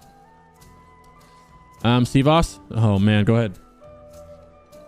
Go ahead, bro. I mean, so wait, is this like insane or something? Yeah. Let's just Road Prio? Hunter Prio? Okay. So single target DPS increase is the most over the next highest or the next best is gonna be for Shaman, enhanced Shaman. If you're looking at it just statically, right? The single target DPS increase, the most highest over their next best option is enhanced Shaman, and then it'll be like Warrior. That's not counting Warrior Cleave, and then like Hunter, Pally, Rogue, Ferals have their own Wolf's Head. So whatever. There's so many arguments to be made, right? Like, will that be a bigger increase for your raid since it's a bigger increase for that character itself? So then isn't that technically more damage for your raid? But then you have to think about like cleave situations and overall DPS. It's hard. I talked about it before. Generally, I think it's an easy decision to be like, who's getting Madness? Then they don't get Curse Vision. And Madness is absolutely one of the most ridiculous trinkets ever, and I think from the perspective of min-maxing your raid, it should probably go to your Fury Warriors, which means then Curse Vision can probably go to your Hunters. But again, single target DPS increase wise, the largest increase or the largest class that gets an increase from this would be your enhanced Shamans, so they can argue that. Can they? Because I get when something's good for a support class, but just because something's good for a Shadow Priest doesn't mean you're going to get it over me. Not me literally, but over like the Warlocks and the Mages, right? So yeah, you can do that, yes. But are you going to give fucking Zardum to your Boomy? Or your fucking Elemental Shaman? No, you're not. I would. That's just an example. I would feel bad if I was in a raid and my Enhanced Shaman got this over my guild's Warrior or no, that's what I'm saying. It's just bottom line. Like, we get it. Like, I know we're not trying to bum you support classes. I'm sorry, but that you guys knew this when you picked the support class. Like, I know that this loot's good for you, but you shouldn't get it right away. And if you do, hey, more power to you. That's dope. But I mean, I'm not gonna, it's not these should be in, some of this loot should be in certain hands. Hunter is not grief. I agree. This is hard. Like, it's so crazy to like the people that aren't retail or like aren't like classic Andes, right? Like aren't like max level like classic Andes, like private server people or anyone, just like not even just theory crafting, but like in general, a lot of people don't like. I don't think people realize how ridiculous this phase is gonna be for physical DPS. Like, it is gonna be so stupid for warlocks, but like just warriors and hunters with the armor pen and haste and just on overall damage, it's gonna be not just that, but a big thing that happens for melee is a lot of these bosses are low armor. Yeah. So you guys are just not just melee, by the way, hunters. You keep sleeping on hunters for some reason. Hunters are gonna surprise, I think, everybody the most right now. Everyone's shit talking hunters, like, oh, I thought hunters were so good. Just wait. Just wait. And for survival hunter, every upgrade you give to your survival hunter increases the DPS of all of your melee damage in your entire raid. So give it to your survival hunter first. Sivas to hunter first, survivor? That's not what I said. I'm just saying, I'm pointing out reasons to look at things. True. I'm just pointing out reasons to look at things. I would give this, I'm trolling, guys. I know. If I'm raid leading, I would give this to my biggest pumper BMs, and then I would give Madness to. Now, is that biased because you're a BM? Warriors. No. Single target DPS. BM Hunter is gonna just absolutely dumpster literally anyone this phase. Like, it's not even gonna be close. I know they will. And then I don't know who to go to. Madness for like cleave and trash situations.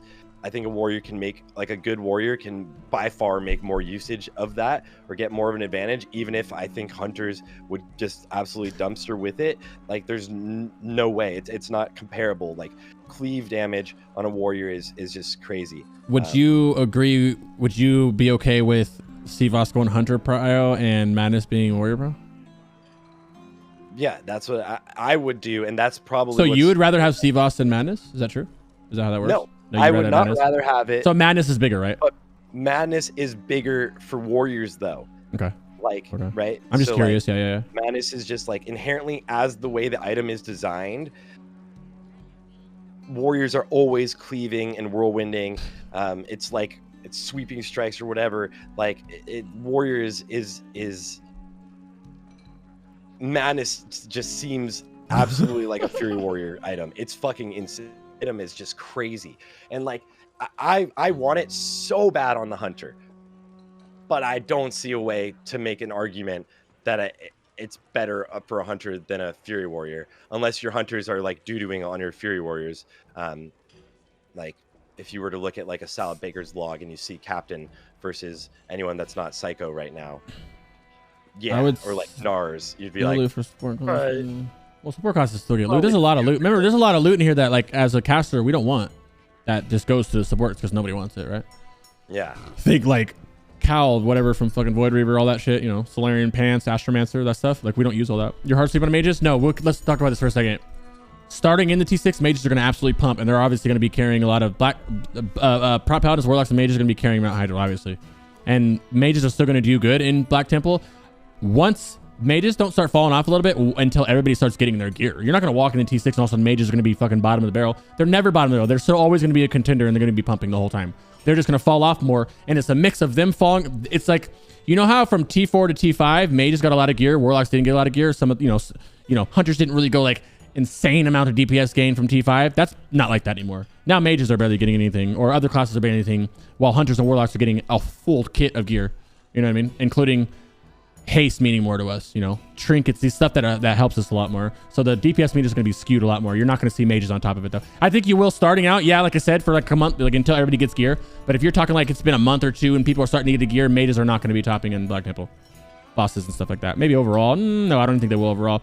Also, I guess it can depend on how big you're pulling too, I guess. So I guess I can shut the fuck up. Yeah, they're still so strong on overall. Yeah, but to say, I guess I kind of forgot that if everything's so easy and you're just pulling it all, then yeah, I guess. And you're pulling mages are still gonna pump, and, yeah. Like if they've got innervates and like they've got my brain automatically goes to like boss damage. I forget that it's like overall, you know, overall. So I guess I forgot about that. You can underestimate how hard your hunters and yeah, that's what I'm saying. You guys.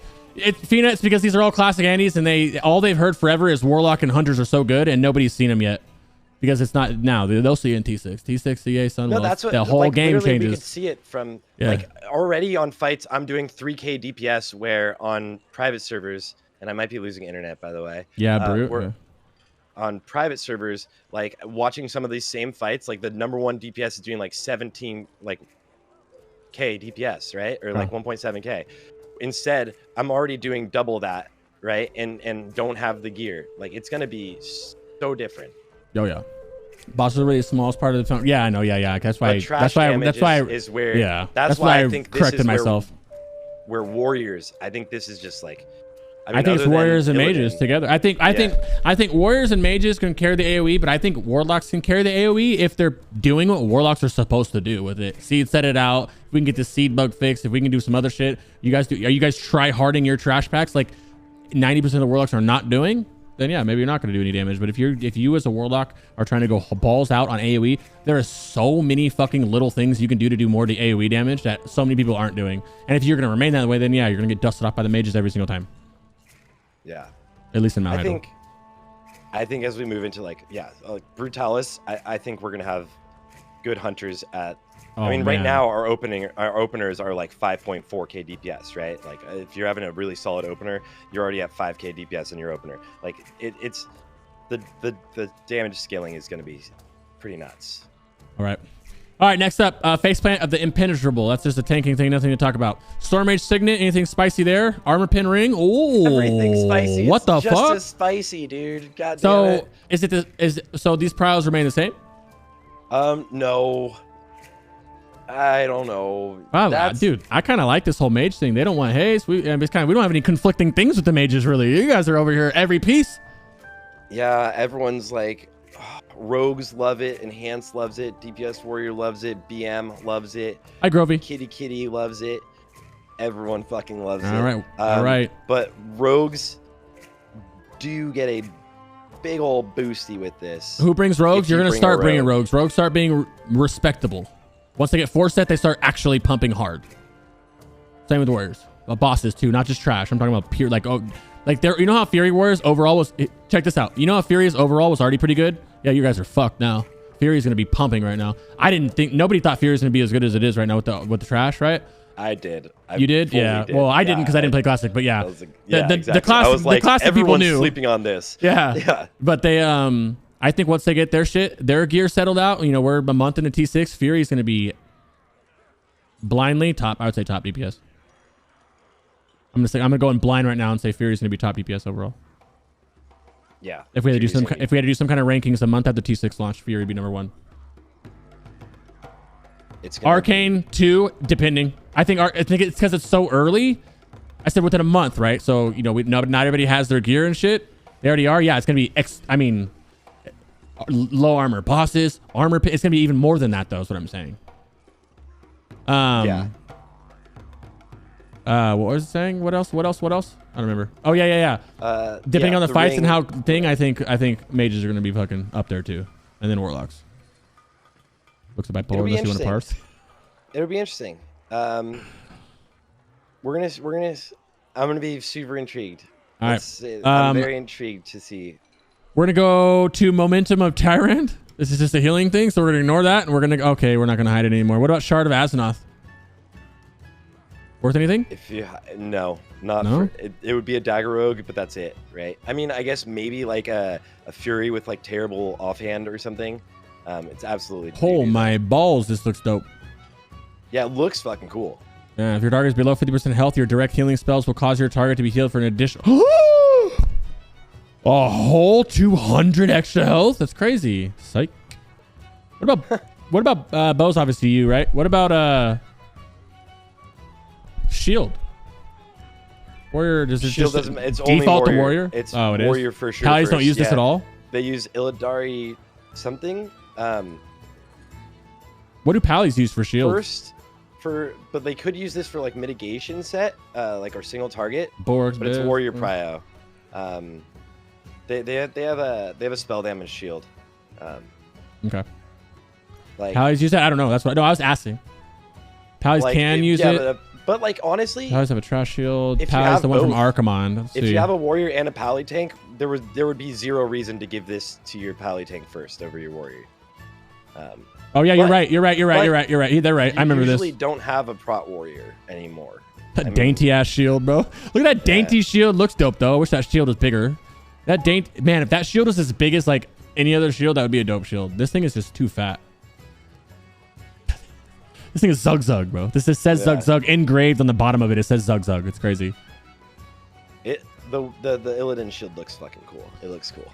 We got a nice healing mace we talked about. And the bow, does that? I know like other people use range, but the healing mace is crazy. Yeah, but the bow, survival hunter first, and then other hunters. Really? You're gonna use it for like speedrun situations, but it's not your bis. Your bis bow is from Arkamon.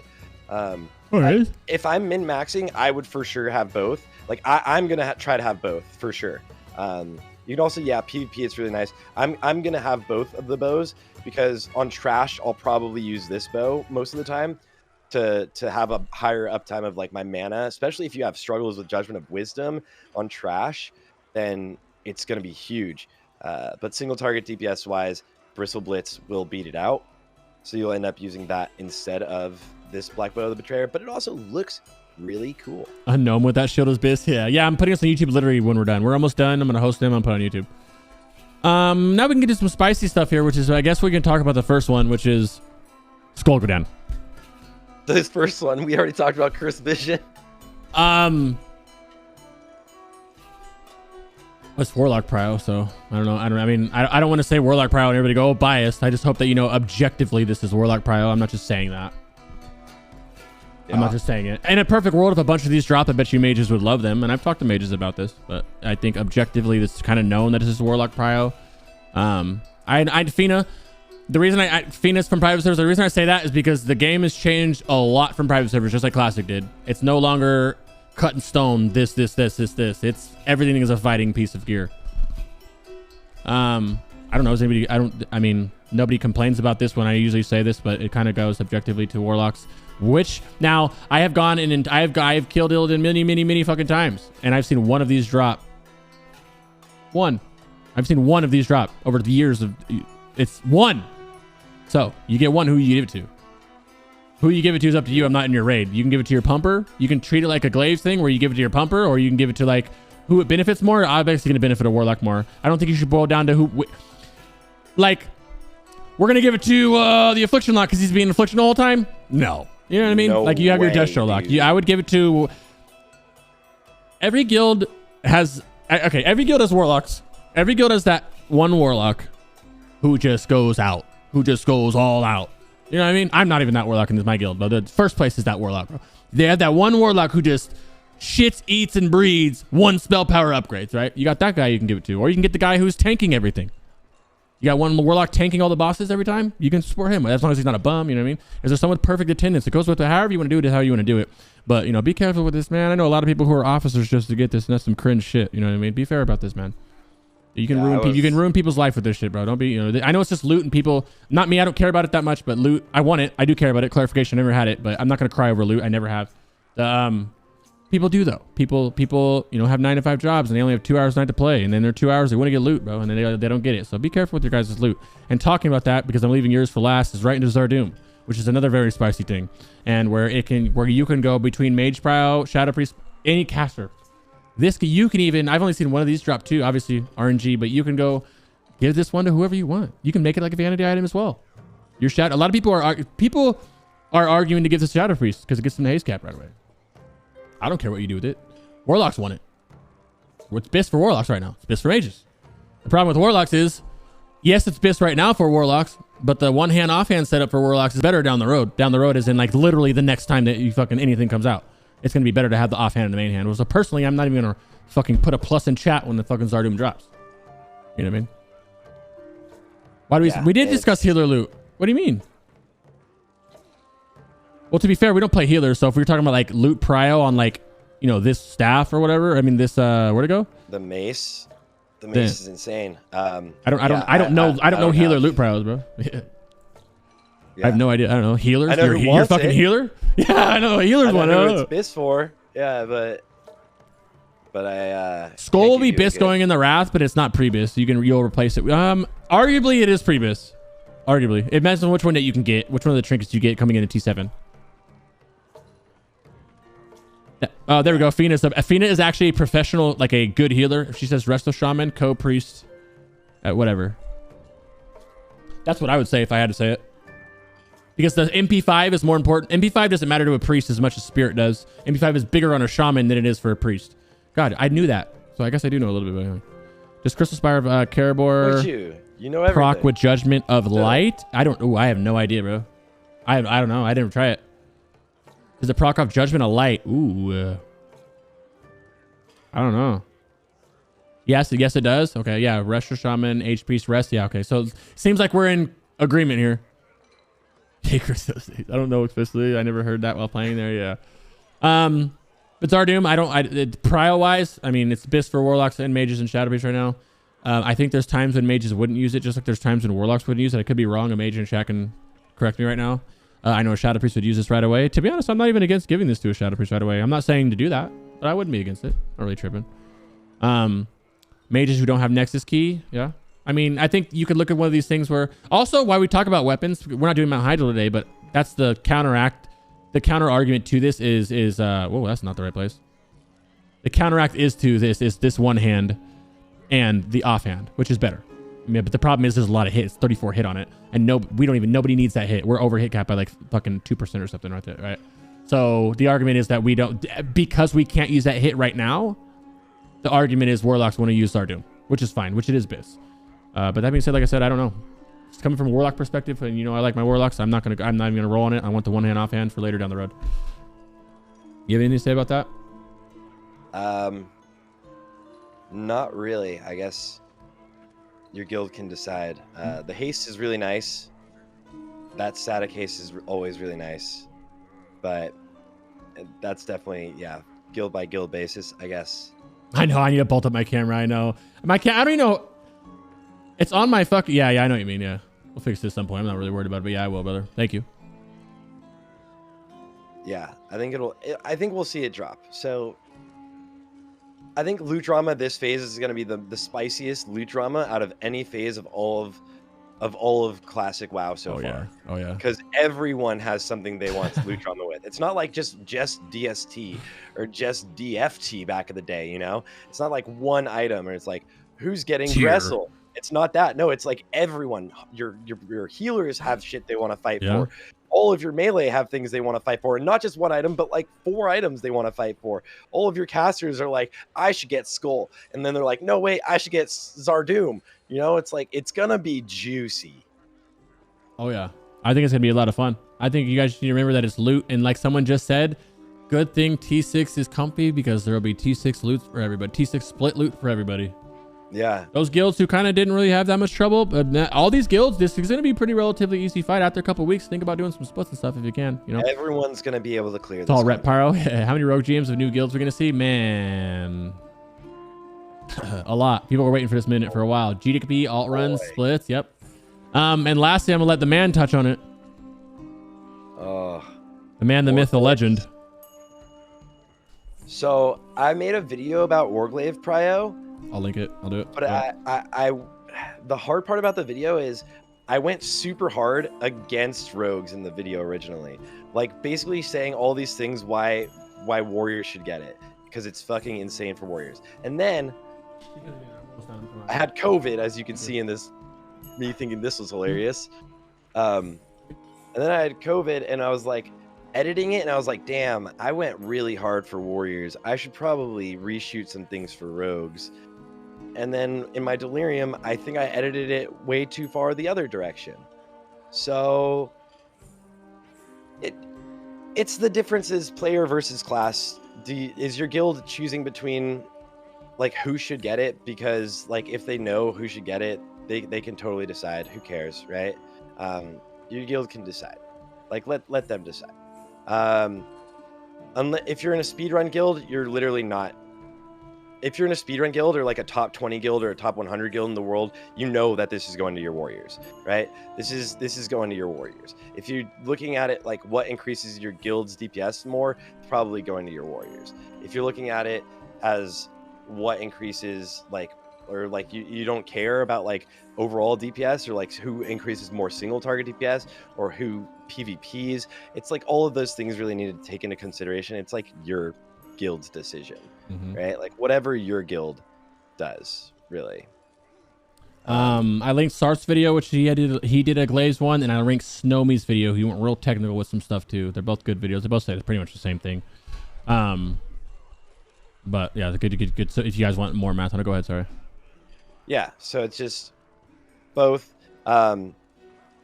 I think they're going to drop pretty often. Personally, I mean, we've already seen like people getting double drops of bindings in MC and Season of Mastery like 3 weeks in. So like, let's be real. You're going to see glaives. If your guild is not like a super hardcore, serious, sweaty guild, then who cares? Give it to whoever deserves the glaives more. Fucking, what do you care? There's actually math on it right here. So 10 kills gives you a 16% chance to get it. 20 kills gives you 41% chance. 30 kills gives you 61, 40, 75, 50, 85. 60 kills gives you 91% chance to get a set. Yeah. So you're going to get it. So like, I wouldn't be too worried about it. Well, I don't know about you. I mean, I don't know. I'm not. Yeah, you say that, but still no Vash Mace. Yeah, we're investments and stuff. Yeah, you're right. You're right. Yeah. 60 weeks, yeah. But everyone is gonna kill BT week 1 this time. Everyone's gonna kill it.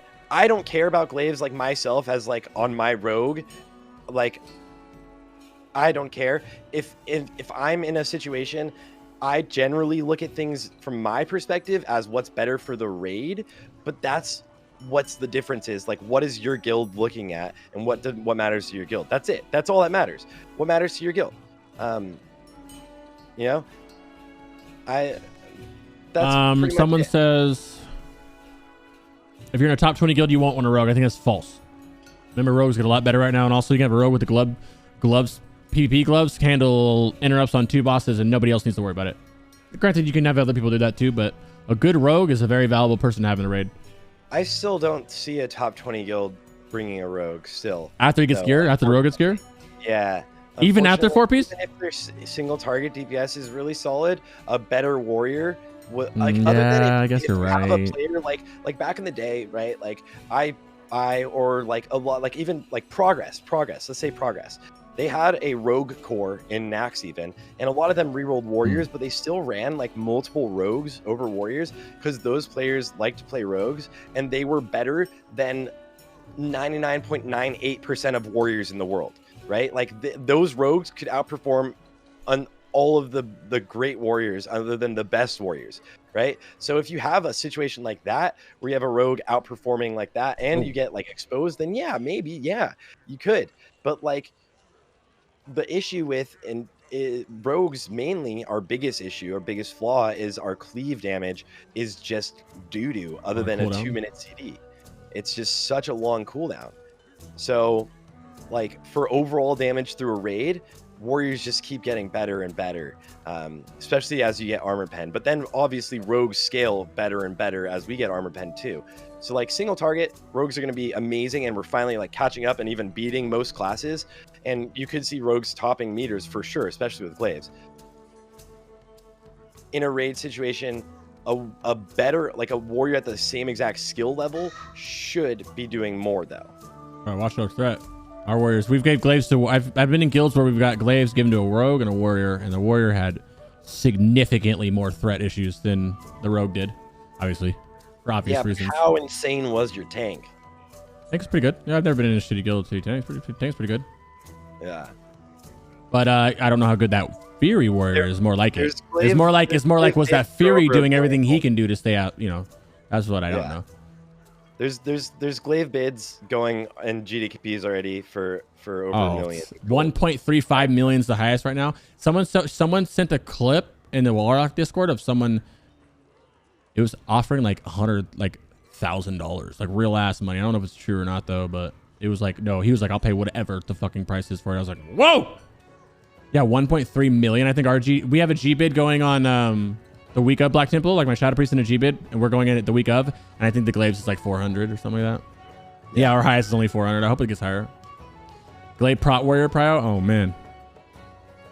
Third crap is an issue. Yeah, it's a huge issue. Totally gonna happen for Fury Warriors. Like I was surprised when I saw it like that. Our Fury Warriors all the time. He gets used to it eventually, but it's a big thing. Glaive Prio comes down to this: player over craft 100%, performance contributions to the guild, contributions to the raid, not just exposed armor, but strats, consumes, etc. Things like that play into factor. Yep. Yeah. Kind of like Atish did, right? Atish, kind of. I don't know how you guys did that, but isn't that kind of what this would be like? Obviously more. I think that was significantly less. I mean, like how you pick. Like, well, no, it wasn't. Every caster in the world wanted Atish. What are you talking about? That's all we talked about the whole time we were playing Classic. Yo. What? I want it. Yeah, but it was. I want the black birds. Yeah, you just gave it to whatever class would like benefit the rest of the raid. You just, you know. I just want glaives to go Sarthe in the raid. I want to get my goal is the Fury, or I want to get a Fury warrior, which I'm working on. I want to get in this guild who's like, yo, I love you, and then I get in this guild and they give me glaives, and then I take a picture of it in the rogue Discord, and then I delete it. Actually, I disenchant it in front of the rogue. That's what I want to do. That's my goal. What happens when you disenchant glaives? You just I don't know. I just want to do it to make rogues mad. Just to be super toxic. I think it's fair. You get a void crystal. Can you imagine not even getting a void crystal for some reason? It just gives you like it gives you like a fucking impossible, like a small brilliant shard for some reason. Yeah. So we'll see. Glaives is definitely, if you're in like a very serious guild, you already know it's going to a warrior, and if you're not, then it's absolutely just player versus class. Like, what has that player brought to the raids? Does he deserve it? What has he done for the guild as a whole? Or like, has he been promised glaives for forever? Is he 3.2k rating? Because if not, then this will help him get there. I don't know. Whatever. I feel like you can include if you have a rogue PvPing, but I don't know if that was your video or Snowme's video. This needs to be like an already ranked up rogue. Like this is already rank 1, 2 rogue who's like, yo, I need glaives. That's like then maybe. if he's like an active raider, yeah, he's on your comp. This is your rogue in your raid, but he's also like rank 1, 2, like that kind of. You can use that, I guess, as a good example because that's like, you know. Yeah, but because warriors don't use it in PvP, right? No. It's gonna be hard. It's gonna be interesting. There's gonna be drama. Yeah, there's gonna be a lot of drama. I can't wait for all the Gorthax and the WoW Classic highlight clips for the stuff. It's gonna be pretty fucking cool. Yeah. Well, I guess last thing we touch on is just random nothing. What is there anything else? Deep Dive Black Temple. This is gonna be fun and a lot of drama. I think that's it. I think it's a Deep Dive Black Temple done, boys. Longer than usual, but it was worth it. Mount Hydro's next. Hopefully PTR comes back up the next few days like it's supposed to, and you know, we'll be in there immediately. I don't know if it will because of New Year's. Yeah, that's something that might come after. I kind of hope that Blizzard doesn't, but then it just means we get it like right before the season ends, which then pumps us right towards like 1 week later we'll have 2 or 3 content. How do you think? We didn't touch on this, but we guess we should have. Because what do you think about the whole like arena season shit they said yesterday? And, like now with the expected release date, what are you thinking? The 18th, 1 week later. January. Done, yeah. So we're gonna get this content very soon, definitely. I think it's gonna be the 18th of the week after. Yeah. Like the latest would be 1 more week, but like it'd be crazy for them to do that. That would mean they are backed up on their end for sure. Yeah. They would have said in the blog post it was the 18th. That's what I feel like. But would they have at the same time? They don't really tell us that time. It's gonna be. I think so. My first instinct is to say February because of PoE, Lost Ark, and as well as Elden Ring and all that, because that's what they do. It's not a meme anymore. Yeah. It's no longer a meme. No, they do that. They don't hide that shit at all. Yeah, they do that. They do that. They don't even. They do not. Yeah, they're not ashamed. Me too. Yeah. Oh, you guys are waiting. We'll wait too. Yeah, just let me know when you guys are going, and then we'll launch. Which is fine. It's competition. Do whatever. They did it to fucking New World, Lost Ark shit, beta. They're doing everything. Yeah. It's a competition though. It's smart. But yeah, it's just smart business. It's not. We're not knocking. But that's why I think February. But like I'm bored, bro. I'm bored. TBC, as many people are. But so I hope it comes out sooner. But you know. Yeah, I think it's definitely time to have the next content, and I think this is gonna be the most fun phase. I mean, maybe Sunwell, obviously, but I think this, like for right now, is gonna be a really, really fun phase. Yeah, I'm excited for Sunwell, just for difficulty. I'm hoping that's our last little chance of getting something a little, you know, something a little nice. Yeah, and I'm excited for the sake of trying to do it fast. Yeah. Well, let's go ahead and spam link your Twitch and stuff in here and your YouTube, brother, and I'll go ahead and set this host up for you. You're gonna be on, right? Yeah. Give me like 4 minutes. Go ahead. I can hang out with you. I'll ping you in Discord. Much love, guys. Thank you guys for all watching the Classic Life podcast. Crix, great show again, man. Oh, my man, I love you, brother. Yeah. Got you posted everywhere. Merry Christmas, everyone. Happy New Year's. Got you posted everywhere. Merry Christmas, live in like 5 minutes. Yeah. All right. Peace, brother. All right, guys. It wasn't bad. That wasn't bad. Hey, I'm gonna cut that down as soon as we're gonna wait 5 minutes and then we'll host him. Look at my fucking thing snitching on me, bro. Yo, I don't play private service. What are you talking about? You fucking bitch. It's gonna get watch me. One of these days, it's gonna get me. It's gonna be like a dick pic. I don't know whose dick that is. I'm gonna host him and then I'm gonna be done for today. I'm going to actually alive. Are you still in here? I'm going to get off my computer. I'm going to post this to YouTube, cut it down, clip it, timestamp it, post it to YouTube for you guys, and then I'm going to get off. I'm gonna be off, and then I'm going to probably finish leveling my priest on the Lich King server. I already did next. I did all my 25s this morning. Hard moded them all, brother. That's how I started my stream today. We didn't hard mode all of them. There's like 3 bosses we didn't. No, I am. That's my set. This is my actual gear.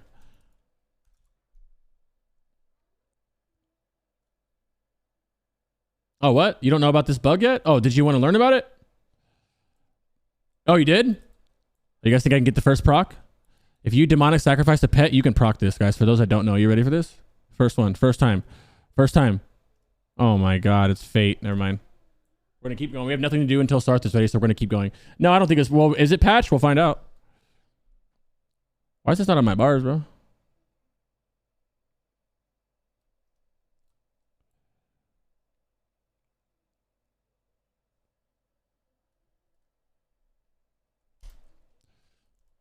There to ask when you got it.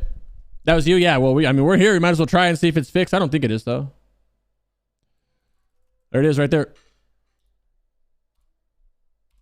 There you go. There you go. Still works.